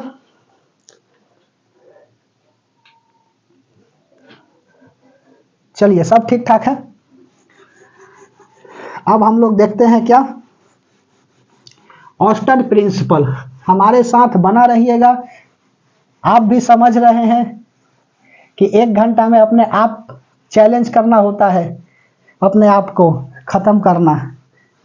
ठीक है, 1 से 1.5 घंटा में पूरा फिजिक्स खत्म करना चैलेंज है। इतना बच्चा देख करके जाए, एक शॉर्ट रिवीजन हो जाएगा। ठीक है ना, तो एक चैप्टर का पढ़ाता है सब, एक चैप्टर का शॉर्ट रिवीजन। ठीक है, और वीडियो बनाते समय या पढ़ाते समय हमने फिजिक्स में यह बार बार बात बोल रहा था कि हम भी खत्म कर सकते हैं 1 से 1.5 घंटा में पूरा ऑल फिजिक्स। देखिए कैसे खत्म किया जाता है। ठीक है, चलिए उसके बाद में अगला Austin principle. Austin principle, Austin ने क्या बोला? तो ऑस्टन ने बोला, सवाल पूछता है यहाँ से कि ऑस्टन ने, यह कोई कंडक्टर है और इस कंडक्टर में आई पास कर रही है करंट, इसको हमने बोल दिया current carrying conductor, current carrying conductor, ठीक है। वैसा कंडक्टर जिसमें करंट क्या कर रहा है? पास कर रहा है, उसी को हमने बोला करंट कैरिंग कंडक्टर। समझ में आ रही है बात? और इस करंट कैरिंग कंडक्टर के पास हमने क्या कर दिया? मैग्नेटिक कंपास को रख दिया। तो मैग्नेटिक कंपास का निडल जो है ना वह डिफ्लेक्ट करेगा। इसको हमने क्या बोला? मैग्नेटिक कंपास बोला। मैग्नेटिक कंपास, और मैग्नेटिक कंपास की निडल जो है वह क्या कर रहा है? NWDL होता है, निडल जो है वह डिफ्लेक्ट करता है। और निडल डिफ्लेक्ट करता है तो अर्थात कह सकते हैं ना कि निडल कहाँ पे डिफ्लेक्ट करता है? निडल बोले तो सुई, इंजेक्शन मत बोल देना। निडल जो है ना, निडल बोले तो सुई, तो मैग्नेटिक फील्ड में रखेंगे तभी तो मैग्नेटिक कंपास का निडल डिफ्लेक्ट करेगा। तो ऑस्टन ने कहा क्या कि करंट जो है ना, जो वायर है जिसमें करंट पास करती है वह अपने आसपास मैग्नेटिक फील्ड बनाती है। कोई दिक्कत? कि current carrying conductor creates magnetic field around itself because of the magnetic compass kept near to the current carrying conductor, then the needle of magnetic compass be deflected, so it can say that the current carrying conductor creates magnetic field around itself, and the direction of the needle of the magnetic compass it depend upon the direction of the electric current. It means the direction passed in the forward direction, then the deflection of the needle of magnetic compass also be deflected in the forward direction. Otherwise the electric current passed in the reverse direction, then the deflection of the magnetic compass or needle of the magnetic compass also deflected in reverse direction. This statement is the known as the Oersted statement. Are you understand? कोई दिक्कत?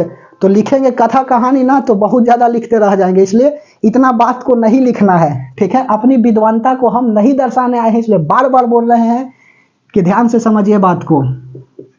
Magnetic compass needle क्या करेगा? यह deflect करेगा। यहां पर क्या किया? आर डिस्टेंस पर क्या कर दिए? ले जाकर के हमने रख दिया मैग्नेटिक कंपास को, ठीक है। तो मैग्नेटिक कंपास क्या करेगा? यह डिफ्लेक्ट करेगा। तो सिंपल बात बता दीजिएगा। यदि ऑस्टेट पूछेगा तो बताना कि करंट कैरिंग कंडक्टर क्या करता है? अपने आसपास मैग्नेटिक फील्ड बनाता है। जब उस मैग्नेटिक फील्ड में हम लोग मैग्नेटिक कंपास को रखते हैं तो मैग्नेटिक कंपास का निडल क्या करता है? डिफ्लेक्ट करता है। यह करंट पर डिपेंड करता है। यदि करंट जो है ना इधर आ रही है रिवर्स डायरेक्शन में, तो मैग्नेटिक कंपास का डायरेक्शन जो निडल का होगा वह भी रिवर्स होगा, और ऊपर जा रहा है फॉरवर्ड डायरेक्शन में, तो मैग्नेटिक कंपास का निडल भी क्या होगा? फॉरवर्ड डायरेक्शन में डिफ्लेक्ट करेगी। कोई दिक्कत? इस प्रिंसिपल को हम लोग बोलेंगे क्या? ऑस्टेड प्रिंसिपल बोलेंगे। मिटा दे। उसके बाद में अगला आता है मैक्सवेल राइट हैंड रूल। कोई दिक्कत? और फिर फ्लेमिंग का लेफ्ट पूछता है, राइट नहीं पूछता है। सुनो, अब आता है क्या? Maxwell right hand rule. Maxwell, ठीक है, मैक्सवेल थंब रूल बोलो या मैक्सवेल स्क्रू रूल अलग होता है। मैक्सवेल थंब रूल, ठीक है, या राइट हैंड रूल बोलिए। तो मैक्सवेल ने क्या बताया? तो मैक्सवेल ने बताया कि जैसे यह करंट पास कर रहा है इस स्ट्रेट वायर में, आई करंट पास कर रही है, कोई दिक्कत? तो हम लोग अंगूठा को रखेंगे इन द डायरेक्शन ऑफ करंट, और उसके बाद में 4 फिंगर को कर्ल करेंगे। जिधर फिंगर कर्ल होकर के जाएगा वही कहलाएगी डायरेक्शन ऑफ मैग्नेटिक फील्ड। यही तो बताए थे मैक्सवेल साहब कि यहाँ पर थंब को रखा समझो बात को ध्यान से। करंट फॉरवर्ड डायरेक्शन में, थंब को रखा फॉरवर्ड डायरेक्शन में, और उसके बाद इसको क्या कर रहे हैं? कर्ल कर रहे हैं। कर्ल होकर के जिधर जा रहा है वह डायरेक्शन कहलाएगा मैग्नेटिक फील्ड का। कोई दिक्कत? तो it state that the thumb kept in the direction of the current and curl the palm, then it indicate the direction of the magnetic field, ठीक है। इसी को हम लोग बोलेंगे क्या? Maxwell right hand thumb rule. तो यहाँ से इस तरह से ऐसे नचा दो। कोई दिक्कत? फील्ड लाइंस कैसा बनता है बाबू? स्ट्रेट वायर में यदि लाइन पास कर रहा है, लाइन बोले तो करंट, इसका मैग्नेटिक फील्ड लाइंस कैसा होगा? क्योंकि ऑस्टेड यही तो बताए थे कि जब करंट पास करता हूँ तो मैग्नेटिक फील्ड बनता हूँ। समझ में आई बात? ध्यान से समझो कि करंट जब पास करेगा तो क्या बनेगा? मैग्नेटिक फील्ड बनेगा। कोई दिक्कत? तो कैसा फील्ड लाइंस होगी? मैग्नेटिक फील्ड है तो फील्ड लाइंस बनाएगा, और फील्ड लाइंस कैसा होगा? तो सर्कुलर होगी, ठीक है। अभी बताता हूं कैसे होगा। तो यहाँ पर लिखना चाहोगे तो लिख लो, इट स्टेट्स। नहीं लिखेंगे, डिफिनेशन लिखने में टाइम जाता है, जिसको बेचारे को लिखना है वह लिखो। इट स्टेट दैट द, लिख लिया, it states that the thumb kept in the direction of electric current and curl the 4 finger, then it indicate the direction of magnetic field. कोई दिक्कत? चलिए, इसको हमने बोला मैक्सवेल थंब रूल। उसके बाद में अगला आता है, रूल है तो सबको बताते चलता हूं, उसके बाद में देख लेंगे क्या? Magnetic field lines of straight current conductor का कि कैसा होता है। दूसरा रूल देख लो, Fleming left hand rule. Fleming left hand rule. Fleming left hand rule क्या होता है? तो यह फ्लेमिंग लेफ्ट हैंड रूल इस तरह से हमने बाएं हाथ की तीन उंगली को इस प्रकार फैलाया कि तीनों जो है क्या हो गए, एक दूसरे के स्ट्रेच्ड हो गए, एक दूसरे के परपेंडिकुलर हो गए, जहां पर इसको हमने फोर फिंगर बोला, ईया, ठीक है, इसको हमने फोर फिंगर बोला। यह डायरेक्शन ऑफ मैग्नेटिक फील्ड, इसको सेंट्रल फिंगर बोला, इसको करंट, और यह थंब, यह क्या दर्शाएगा, मैग्नेटिक फोर्स को दर्शाएगा। तो बना लेता हूं यहाँ पे इस तरह से, इसको हमने बोल दिया थंब, इसको हमने बोल दिया सेंट्रल फिंगर बोल दिया, और इसको हमने क्या बोल दिया, इसको हमने बोल दिया फोर फिंगर, ठीक है, फोर फिंगर बोल दिया। सेंट्रल फिंगर क्या होगा, करंट को दर्शाएगा, कोई दिक्कत, सेंट्रल सी से करंट और सी से सेंट्रल फिंगर, कोई दिक्कत। थंब जो है ना मैग्नेटिक फोर्स को दर्शाएगा, मैग्नेटिक फोर्स को दर्शाएगा, और फोर फिंगर जो है ना यह मैग्नेटिक फील्ड की डायरेक्शन दर्शाएगा, मैग्नेटिक फील्ड का डायरेक्शन दर्शाएगा। समझ में आई बात, मैग्नेटिक फील्ड का डायरेक्शन दर्शाएगा। तो सुनो, इसका कोड बना ले थोड़ा सा, इसको हम लोग बोलेंगे मदर, ठीक है, इसको हमने बोला मदर, इसको बोला फादर, और इसको बोल दिया चाइल्ड, ठीक है। मदर फादर चाइल्ड क्या बन गया, कोड बन गया। फादर बोले तो मैग्नेटिक फोर्स, एफ से फादर, एफ से फोर्स, सी से चाइल्ड, सी से करंट, एम से मदर और एम से मैग्नेटिक फील्ड, ठीक है। तो लिखना चाहोगे तो लिख डालो, इट स्टेट दैट द, इसके अनुसार कहा गया कि three fingers of left hand stretch mutually perpendicular to each other, then four finger indicate the direction of magnetic field, central finger indicate the direction of current, and thumb indicate the direction of magnetic force, ठीक है। इसी को हम लोग क्या बोलेंगे, Fleming left hand rule बोलेंगे, कोई दिक्कत। उसके बाद में फ्लेमिंग लेफ्ट हैंड रूल के बाद आता है ना कि magnetic field lines of current carrying a straight wire, ठीक है। कैसा फील्ड लाइंस होता है,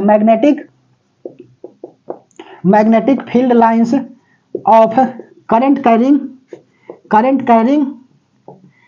अ स्ट्रेट वायर, ठीक है। कैसा फील्ड लाइंस बनाता है, तो सुनो, यहां पर हमने क्या कर दिया, तो एक सुनो, यहां पर यह VVI है, आएगा तो 3 से 4 नंबर में यह सवाल गिफ्टेड है, दे करके जाएगा नंबर, ठीक है। नंबर मतलब परीक्षा का नंबर, ठीक है। यह आपका जो है ना, यह हमने क्या कर लिया, रेक्टेंगुलर ग्लास स्लैट बना लिया या स्लाइड ले लिया, ठीक है।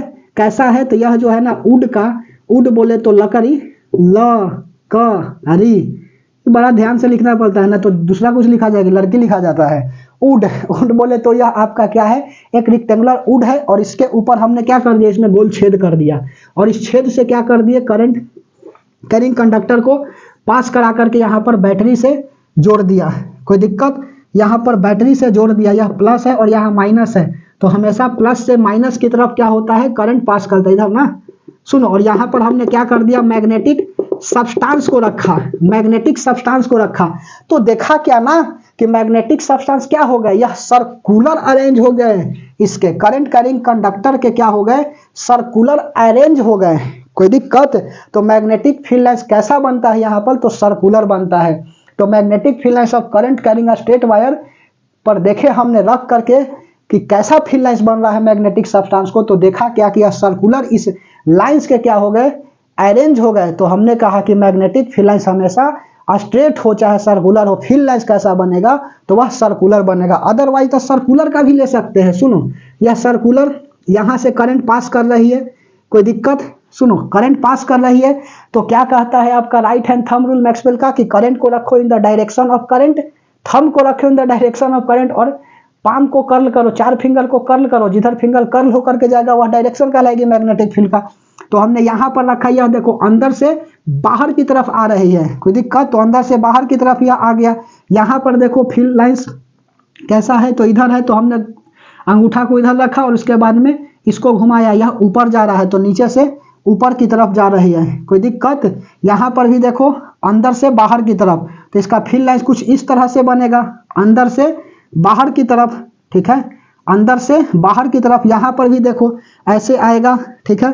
तो यहाँ पर क्या किया, रखा और अंगूठा को घुमाया, यह बाहर, यहाँ भी देखो अंदर से क्या कर रहा है, बाहर की तरफ जा रहा है।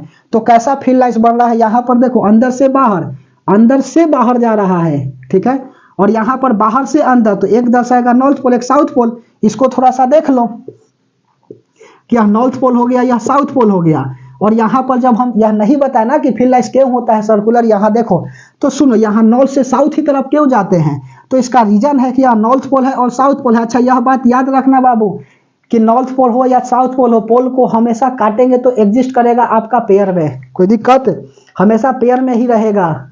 ठीक है, सुनो यहाँ पर मैग्नेटिक कंपास को रखा तो देखा कि यह डिफ्लेक्ट कर रहा है साउथ की तरफ, फिर यहाँ रखा तो साउथ की तरफ, यहाँ रखा तो साउथ की तरफ यह डिफ्लेक्ट कर रहा था साउथ की तरफ, यहाँ रखा तो साउथ की तरफ, फिर यहाँ रखा कंपास तो साउथ की तरफ। तो देखो फील्ड कैसा बन गया, नॉर्थ से साउथ की तरफ बन गया। इसीलिए हमने बोला कि मैग्नेटिक फील्ड लाइंस हमेशा नॉर्थ से साउथ की तरफ होते हैं, कोई दिक्कत।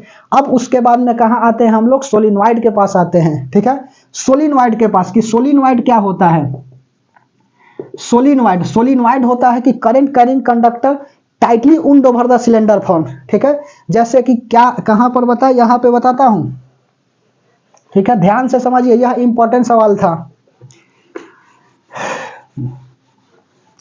कि सोलिनॉइड क्या होता है। सोलिनॉइड होता है कि current carrying conductor tightly wound over the cylinder forms. ठीक है, ध्यान से समझते चलिए।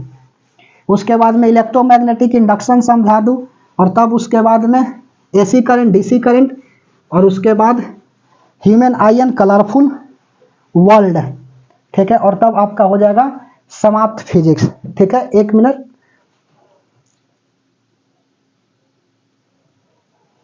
चलिए, सोलिनॉइड क्या होता है। सोलिनॉइड होता है, यह कंडक्टर है और इस कंडक्टर पर क्या किया हमने, यहां से तार को इस तरह से लपेट दिया, कोई दिक्कत, और यहां से लेकर के अब बैटरी से जोड़ो। ठीक है, यहां पर कोई दिक्कत, इसी को हम लोग बोलेंगे सोलिनॉइड। समझ में आ रही है बात। तो सोलिनॉइड क्या होता है, current carrying conductor tightly wound over the cylinder forms, उसी को बोला जाता है सोलिनॉइड। कोई दिक्कत, सोलिनॉइड इसको हम फ्रीली सस्पेंड करेंगे तो हमेशा यह किधर लटकेगा, तो नॉर्थ पोल और साउथ पोल की तरफ लटकता है। इसीलिए यह जो है ना मैग्नेट की तरफ बिहेव्स करता है। ठीक है, समझ में आई बात। उसके बाद में सोलिनॉइड के बाद अगला आता है EMI, electromagnetic induction. Electromagnetic induction क्या होता है, तो इलेक्ट्रोमैग्नेटिक इंडक्शन होता है आपका कि जैसे देखो यह आपका मैग्नेटिक फील्ड है अंदर की तरफ, और यहाँ पे हमने क्या किया, क्लोज कंडक्टर को रखा। क्लोज कंडक्टर को रखा तो एक इंड्यूस करंट बना, इंड्यूस करंट, उसी को हम लोग बोलेंगे EMI। इस घटना को बोलेंगे EMI, क्योंकि माइकल फैराडे दिए थे। खैर तो उसका अलग बात है।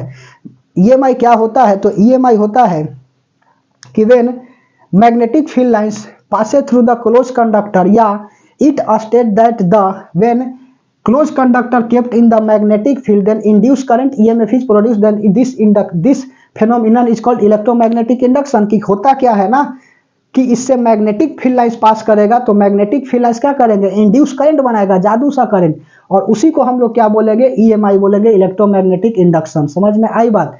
तो the phenomenon in which closed conductor kept in the magnetic field then the induced current EMF is produced and magnetic flux is set up, then this phenomenon is called electromagnetic induction। it was discovered by the Michael Faraday in 1801 में होता है ना, 1801 में। ठीक है, तो ये सब नहीं पूछेगा। इलेक्ट्रोमैग्नेटिक इंडक्शन तो बता दीजिएगा कि जब हम लोग क्लोज कंडक्टर को, क्लोज बोलना जरूरी है, ओपन में नहीं होता है। क्लोज कंडक्टर को यदि हम लोग मैग्नेटिक फील्ड में रखते हैं तो इससे क्या करता है, फील्ड लाइंस पास करता है, कोई दिक्कत, और इंड्यूस करंट बनती है। इसी को हम लोग बोलते हैं इलेक्ट्रोमैग्नेटिक इंडक्शन। अच्छा, उसके बाद में एसी करंट और डीसी करंट याद रखना, एसी करंट और डीसी करंट, एंड लिख दो डीसी करंट। यह करंट पास करता है only flow in one direction, एक डायरेक्शन में यह पास करता है, और डीसी जो है ना वह डिफरेंट डायरेक्शन में पास करता है। डिफरेंट डायरेक्शन में क्या करता है, फ्लो करता है, कोई दिक्कत। उसके बाद में इसको स्टोर किया जा सकता है और इसको स्टोर नहीं करते हैं। ठीक है, जैसे बैटरी वगैरह में यही होता है। और यह जो घर से आती है ना 240 से 250 वोल्ट तक ना, समझ में आ रही है बात, इतना आता है, मिक्स कॉम्बिनेशन में आता है, सीरीज में भी आता है और पैरेलल में भी आता है, पूछ देता है ऑब्जेक्टिव वगैरह, इसलिए हमने क्या कर दिया तो बता दिया। उसके बाद में सुनो अगला, यह था आपका मैग्नेटिज्म से। अब हम लोग क्या करते हैं देख लेता हूं, ह्यूमन आयन कलरफुल वर्ल्ड। ठीक है, और उसके बाद में समाप्त कर देंगे ह्यूमन आयन कलरफुल वर्ल्ड के बाद फिजिक्स को। तो 10-20 मिनट इसमें भी लगेगा। ठीक है, खत्म ही कर करके एंड करेंगे, क्योंकि जब आंखों में अरमान लिया, मंजिल को अपना मान लिया, मुश्किल क्या आसान किया, जब ठान लिया तो ठान लिया। कोई दिक्कत? तो चलिए human I and colourful world को देखते हैं। Human I and colourful world, ठीक है, colourful world, human I and colourful world में सबसे पहला बात आता है ना कि निकट जो बिंदु होता है स्पष्ट दृष्टि के लिए वह कितना होता है, ठीक है, what is the nearest point of the clearly vision, तो 25 सेंटीमीटर होता है, याद रखना 25 सेंटीमीटर। दूसरा याद रखना आइरिस का काम क्या होता है, खूब पूछता है सवाल, यह लाइट को कंट्रोल करता है ऑब्जेक्टिव में, लाइट को क्या करता है, कंट्रोल करता है। और उसके बाद में रेटिना पे इमेज कैसा बनता है, तो रेटिना पर इमेज बनता है रियल इन्वर्टेड, ठीक है, और कैसा बनता है तो डिमिनिश बनता है, छोटा बनता है, उल्टा बनता है, देखो रियल इन्वर्टेड उल्टा बन रहा है, और ब्रेन क्या करता है, सीधा कर देता है, क्योंकि ब्रेन को मास्टर ग्लैंड बोलते हैं ना, पिट्यूटरी ग्लैंड, और master of the master gland hypothalamus, बताएंगे बायोलॉजी में, ठीक है, कल वाला क्लास में बायोलॉजी खत्म कर देंगे और फिर अगले क्लास में केमिस्ट्री हो जाएगा। 2 दिन में, और 2 दिन समय दीजिए, उसके बाद साइंस खत्म। रेटिना रियल इन्वर्टेड और डिमिनिश, इसका इमेज फॉर्म होता है रेटिना पे। उसके बाद में चौथा याद रखना कि आंख में कौन सा लेंस होता है, तो लेंस में कन्वेक्स लेंस होता है, ठीक है, कन्वेक्स लेंस होता है। उसके बाद में अगला आपका है power of accommodation, power of accommodation, power of accommodation क्या होता है, ability of eye lens to adjust इस फोकल लेंथ, यह आंख की एबिलिटी होती है कि आंख कितना फोकल लेंथ को एडजस्ट कर पा रहा है। माइक को देखना पड़ता है बार बार, कि नहीं तो ऐसा नहीं कि खत्म हो जाए ना चार्ज इसका, तो फिर साउंड ही नहीं आप लोग को मिलेगी। कोई दिक्कत? सुनो, power of accommodation, power of accommodation होता है the ability of eye lens to adjust its focal length is called power of accommodation. कोई दिक्कत? अच्छा, उसके बाद में डिफेक्ट ऑफ विजन आता है, defects of vision, defects of vision में क्या होता है, पहला होता है आपका मायोपिया, ठीक है, मायोपिया, मायोपिया क्या होता है, इसको हम लोग बोलते हैं नियर साइटेडनेस, निकट दृष्टि दोष। जैसे कि यह आपका आंख है, ठीक है, और यहाँ से यह नॉर्मल आई है, तो नॉर्मल आई यहाँ से सीधा रेटिना पे बन जाएगा इमेज, और यह 25 सेंटीमीटर होती है स्पष्ट दृष्टि के लिए न्यूनतम बिंदु। लेकिन मायोपिया में होता क्या है ना, तो सुनो, मायोपिया में यह होता है कि जैसे यह आपका आंख है, ठीक है, इस तरह से यहाँ रेटिना, यहाँ से लाइट आया, लेकिन यह जो है ना इमेज कहाँ बन जा रहा है, रेटिना से पहले बन जा रहा है, इसी को हम लोग बोलेंगे मायोपिया। तो मायोपिया क्या होता है, अ पर्सन डिसीज या person causes with myopia then it can see clearly nearby object but can not see clearly far object. Myopia में होता क्या है, मायोपिया में जो है ना निकट की वस्तु स्पष्ट दिखती है, जबकि दूर का नहीं दिखता। निकट दृष्टि दोष में निकट ही दिखाई देता है। मैं होशो हवास के साथ यह बोल रहा हूं कि निकट दृष्टि दोष में मायोपिया में निकट ही दिखेगा, दूर नहीं दिखेगा। कोई दिक्कत? तो a person causes with myopia then it can see clearly nearby object but can not see clearly far object. कोई दिक्कत? उसी को हम लोग बोलेंगे मायोपिया। तो दूर दृष्टि मतलब निकट दृष्टि, दूर नहीं दिख रहा है तो कौन सा लेंस चाहिए, तो कनकेव लेंस चाहिए। कनकेव लेंस बोले तो इसको हम लोग बोलते हैं डाइवर्जिंग लेंस, याद रखिएगा बाबू, डाइवर्जिंग लेंस होता है। कनकेव लेंस को हम लोग क्या बोलते हैं, डाइवर्जिंग लेंस बोलते हैं। इसको मायोपिया। अच्छा, मायोपिया क्यों हो जाता है, यहाँ पर डिफेक्ट विजन पूछता है, तो डिफेक्ट विजन इसका 2 रीजन बता देता हूँ। पहला होता है elongation, elongation of eye ball, ठीक है, आई बॉल। और उसके बाद में फोकल लेंथ क्या करता है, फोकल लेंथ जो है ना वह इंक्रीज कर जाता है, इंक्रीज का साइन है, फोकल लेंथ इंक्रीज कर जाता है। उसके बाद में मायोपिया के बाद दूसरा देखिए हाइपरमेट्रोपिया, हाइपरमेट्रोपिया। हाइपरमेट्रोपिया में क्या होता है, तो यह आपका आंख है, ठीक है, और यहाँ पर आपका रेटिना, ठीक है, जिस पे बैठी है कैटरीना, नहीं सुनो, यहाँ से यह आपका लाइट, ठीक है, और यह बन जाएगा रेटिना के बाहर इमेज, यहाँ पर रेटिना। कोई दिक्कत? इसको डिफेक्टेड आई बोलेंगे। तो हाइपरमेट्रोपिया में क्या होता है, तो हाइपरमेट्रोपिया में होता है कि person causes with hypermetropia which can see clearly far object but can not see clearly nearby object. कोई दिक्कत? उसी को हाइपरमेट्रोपिया बोलते हैं। कौन सा लेंस लगाते हैं, तो कन्वेक्स लेंस लगाते हैं। याद रखिएगा, निकट दिखना है ना तो कन्वेक्स लेंस। निकट दृष्टि, दूर दृष्टि दोष हो गया फार साइटेडनेस, दूर दृष्टि दोष में दूर ही दिखेगा, निकट नहीं दिखेगा, ठीक है। और कौन सा लेंस लगाएंगे, तो कन्वेक्स लेंस लगाएंगे, ठीक है। उसके बाद में अगला आता है प्रेस बायोपिया। कहाँ लिखे, यहाँ पे प्रेस बायोपिया। प्रेस बायोपिया क्या होता है, तो प्रेस बायोपिया होता है कि जिस व्यक्ति को प्रेस बायोपिया हो जाती है ना वह निकट की दिखता है नहीं देख पाता है और नहीं दूर के देख पाता है, उसी को हम लोग क्या बोलते हैं, प्रेसबायोपिया बोलते हैं। कोई दिक्कत? तो प्रेसबायोपिया कहने का मतलब अ person causes with presbyopia which can not see clearly nearby object और फार ऑब्जेक्ट, ठीक है। कैन नॉट हम बोल रहे हैं, ऐसा ना कि कैन खाली लिख ले, डज नॉट नहीं देख पाता है, ऐसा नहीं, कैन नॉट नहीं देख सकता है, क्लियरली नहीं देख सकता, ये हम बोल रहे हैं, ठीक है। प्रेसबायोपिया, तो प्रेसबायोपिया में जिस व्यक्ति को प्रेसबायोपिया हो जाती है, ना वह निकट की देखता है ना दूर की दिखता है, उसी को प्रेसबायोपिया हम लोग कहते हैं। नहीं देख सकता है और नहीं तो दिखाई देगा तो धुंधला दिखाई देगा। इसमें बाईफोकल लेंस लगाते हैं, बाईफोकल लेंस, ठीक है, याद रखिएगा, ऑब्जेक्टिव में पूछ सकता है बाईफोकल लेंस। और उसके बाद में रिफ्लेक्शन थ्रू प्रिज्म, सुनो, रिफ्लेक्शन थ्रू प्रिज्म। उसके बाद में थोड़ा बहुत होगा आपका स्कैटरिंग ऑफ लाइट, रेनबो वगैरह, और खत्म हो जाएगा यह भी, ठीक है। यहां से एक पूछता है आपका स्कैटरिंग ऑफ लाइट में या प्रिज्म से रिफ्लेक्शन में, देखो सवाल दिखाता हूं और क्या पूछता है, ठीक है। चलिए, उसके बाद में अगला आता है आपका रिफ्रैक्शन थ्रू प्रिज्म, ठीक है। प्रिज्म से रिफ्लेक्शन कैसे कराते हैं, यह इंपॉर्टेंट है, वीवीआई है, सुनो।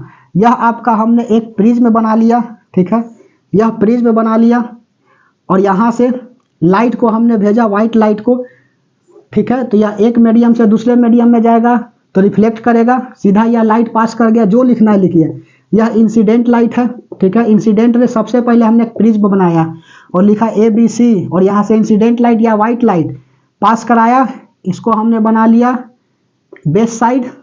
अब देखो यहाँ से रिफ्लेक्शन देख लेता हूँ कि कैसा होता है, तो हमने नॉर्मल डाला, इसको N1 बोला, और यहाँ से हमने नॉर्मल डाला, इसको N2 बोला, इसको N2 बोला, इसको N1 बोला। तो यह नॉर्मल और इंसिडेंट के बीच का एंगल I बनेगा, लेकिन यहाँ से लाइट गया तो इस सेकेंड सरफेस से क्या होगा, डिफ्लेक्ट हो जाएगा। तो याद रखना, प्रिज्म से रिफ्लेक्शन किस सरफेस से होती है, तो सेकेंड सरफेस से होती है। तो लाइट यहाँ से क्या हो गया, सेकेंड सरफेस से डाइवर्ट हो गया। ध्यान से समझते चलिए बात को। पहला व्हाइट लाइट को पास कराया, तो यह रिफ्लेक्शन थ्रू प्रिज्म में क्या होता है कि when white light passes through the prism then it deflection through the second surface, then we have to determine from the figure. सुनो, तो यह फर्स्ट लाइट गया कहाँ से, प्रिज्म से पास किया व्हाइट लाइट, और यह सेकंड सरफेस से डिफ्लेक्ट हो गया, डिफ्लेक्ट होकर के यहाँ से पास किया, इसको हमने इमर्जेंट रे बोला, इमर्ज कर गया ना लाइट, तो इमर्जेंट रे बोले, कोई दिक्कत। और यह रिफ्लेक्ट कर गया तो रिफ्लेक्टेड रे बोल दिया, कोई दिक्कत।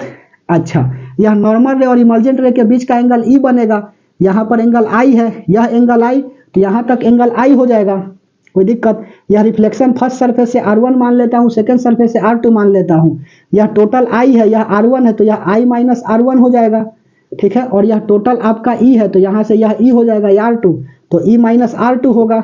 इसी को हम लोग क्या बोलते हैं, इसी को बोलते हैं रिफ्लेक्शन थ्रू प्रिज्म, ठीक है। तो कहाँ से होता है रिफ्लेक्शन, तो हमेशा सेकेंड सरफेस से होता है, यहाँ पर सेकेंड ऐसे लिखाता है, ठीक है, सेकेंड सरफेस से होते हैं, कोई दिक्कत। तो याद रखिएगा कि white light passes through the prism then reflection through always the second surface, ठीक है। Then we have to determine from the figure angle A prism है, और इसके बाद में नेमिंगकरण करिएगा तो कर दीजिए, अदरवाइज इतना ही पूछता है 3 नंबर में।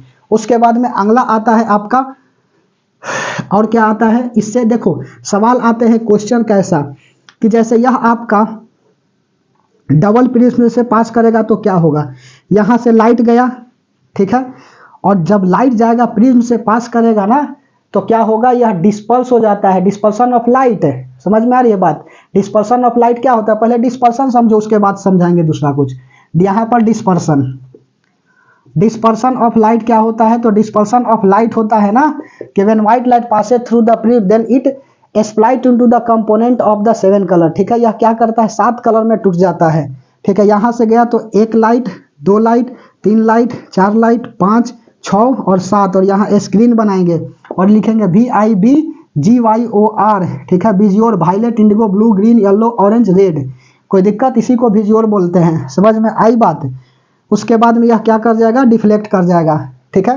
तो इसी को बोलेंगे हम लोग dispersion of light. Double prism से पास कराएंगे तो क्या होगा, ठीक है, डबल प्रिज्म से इस तरह से होगी, यहाँ से लाइट एक गया, यह टूट जाएगा, यहाँ से फिर प्रिज्म बनाए, इसको कल समझा देंगे, ठीक है। आज मन नहीं कर रहा है, 5 से 10 मिनट का है, कोई दिक्कत। केमिस्ट्री और यह 5 से 10 मिनट का टॉपिक जो है ना वह समझा देंगे। माइक भी डर लग रहा है कि चार्ज खत्म हो जाएगा तो फिर दिक्कत हो जाएगी, ठीक है। तो हम लोग कल के क्लास में मिलेंगे। कितना देर का हो गया, ठीक है। हाफ गए, मन समझ में आ रही है बात, ठीक है। नहीं तो अभी ही बता देते, मन नहीं कर रहा है पढ़ाने का अभी, ठीक है। तो चलिए कोई नहीं, खत्म तो करिए दिए है लगभग 90% तो खत्म है। इसके बाद में स्कैटरिंग ऑफ लाइट है, उसके बाद समाप्त हो जाएगा। तो कल वाला केमिस्ट्री क्या करेंगे और फिजिक्स दोनों मिला करके देख लेंगे। कल केमिस्ट्री भी समाप्त कर देंगे और यह जो बचा हुआ है वह भी समाप्त कर देंगे। तो जिंदगी से मायूस मत होना, कभी भी नाम बन सकता है, ठीक है। परीक्षा ध्यान से दीजिए, इसीलिए बोल रहे हैं ना कि जिंदगी से कभी मायूस मत होना, कभी भी तेरा नाम बन सकता है। क्योंकि अगर दिल में है आग और हौसला है बुलंद तो अखबार बेचने वाला भी डॉक्टर एपीजे अब्दुल कलाम बन सकता है। समझ में आई बात। मंजिल ने हौसलों से कहा तेरे बस की बात नहीं, हौसलों ने मंजिल की आंखें में आंखें डाल के कहा चल झूठी तेरी इतनी औकात नहीं, ठीक है। तो आइए हमारे साथ बना रहिएगा। अपने आप में बाबू चैलेंज होता है, 1.5 घंटा में फिजिक्स पढ़ा देना, उसके बाद में साइंस पढ़ा देना, मतलब 3-4 घंटा में पूरा साइंस को खत्म कर देना, ठीक है। तो अच्छी बात है, इसको अच्छा से समझिएगा। और हमारे तरफ से हम एक तो बात यह कहते जा रहे हैं कि आप इस वीडियो को देख करके ही जाइएगा, क्योंकि एक शॉर्ट रिवीजन हमने अच्छा से कराने का अपने तरफ से प्रयास किया, ठीक है। और हम लोग मिलते हैं कल के क्लास में।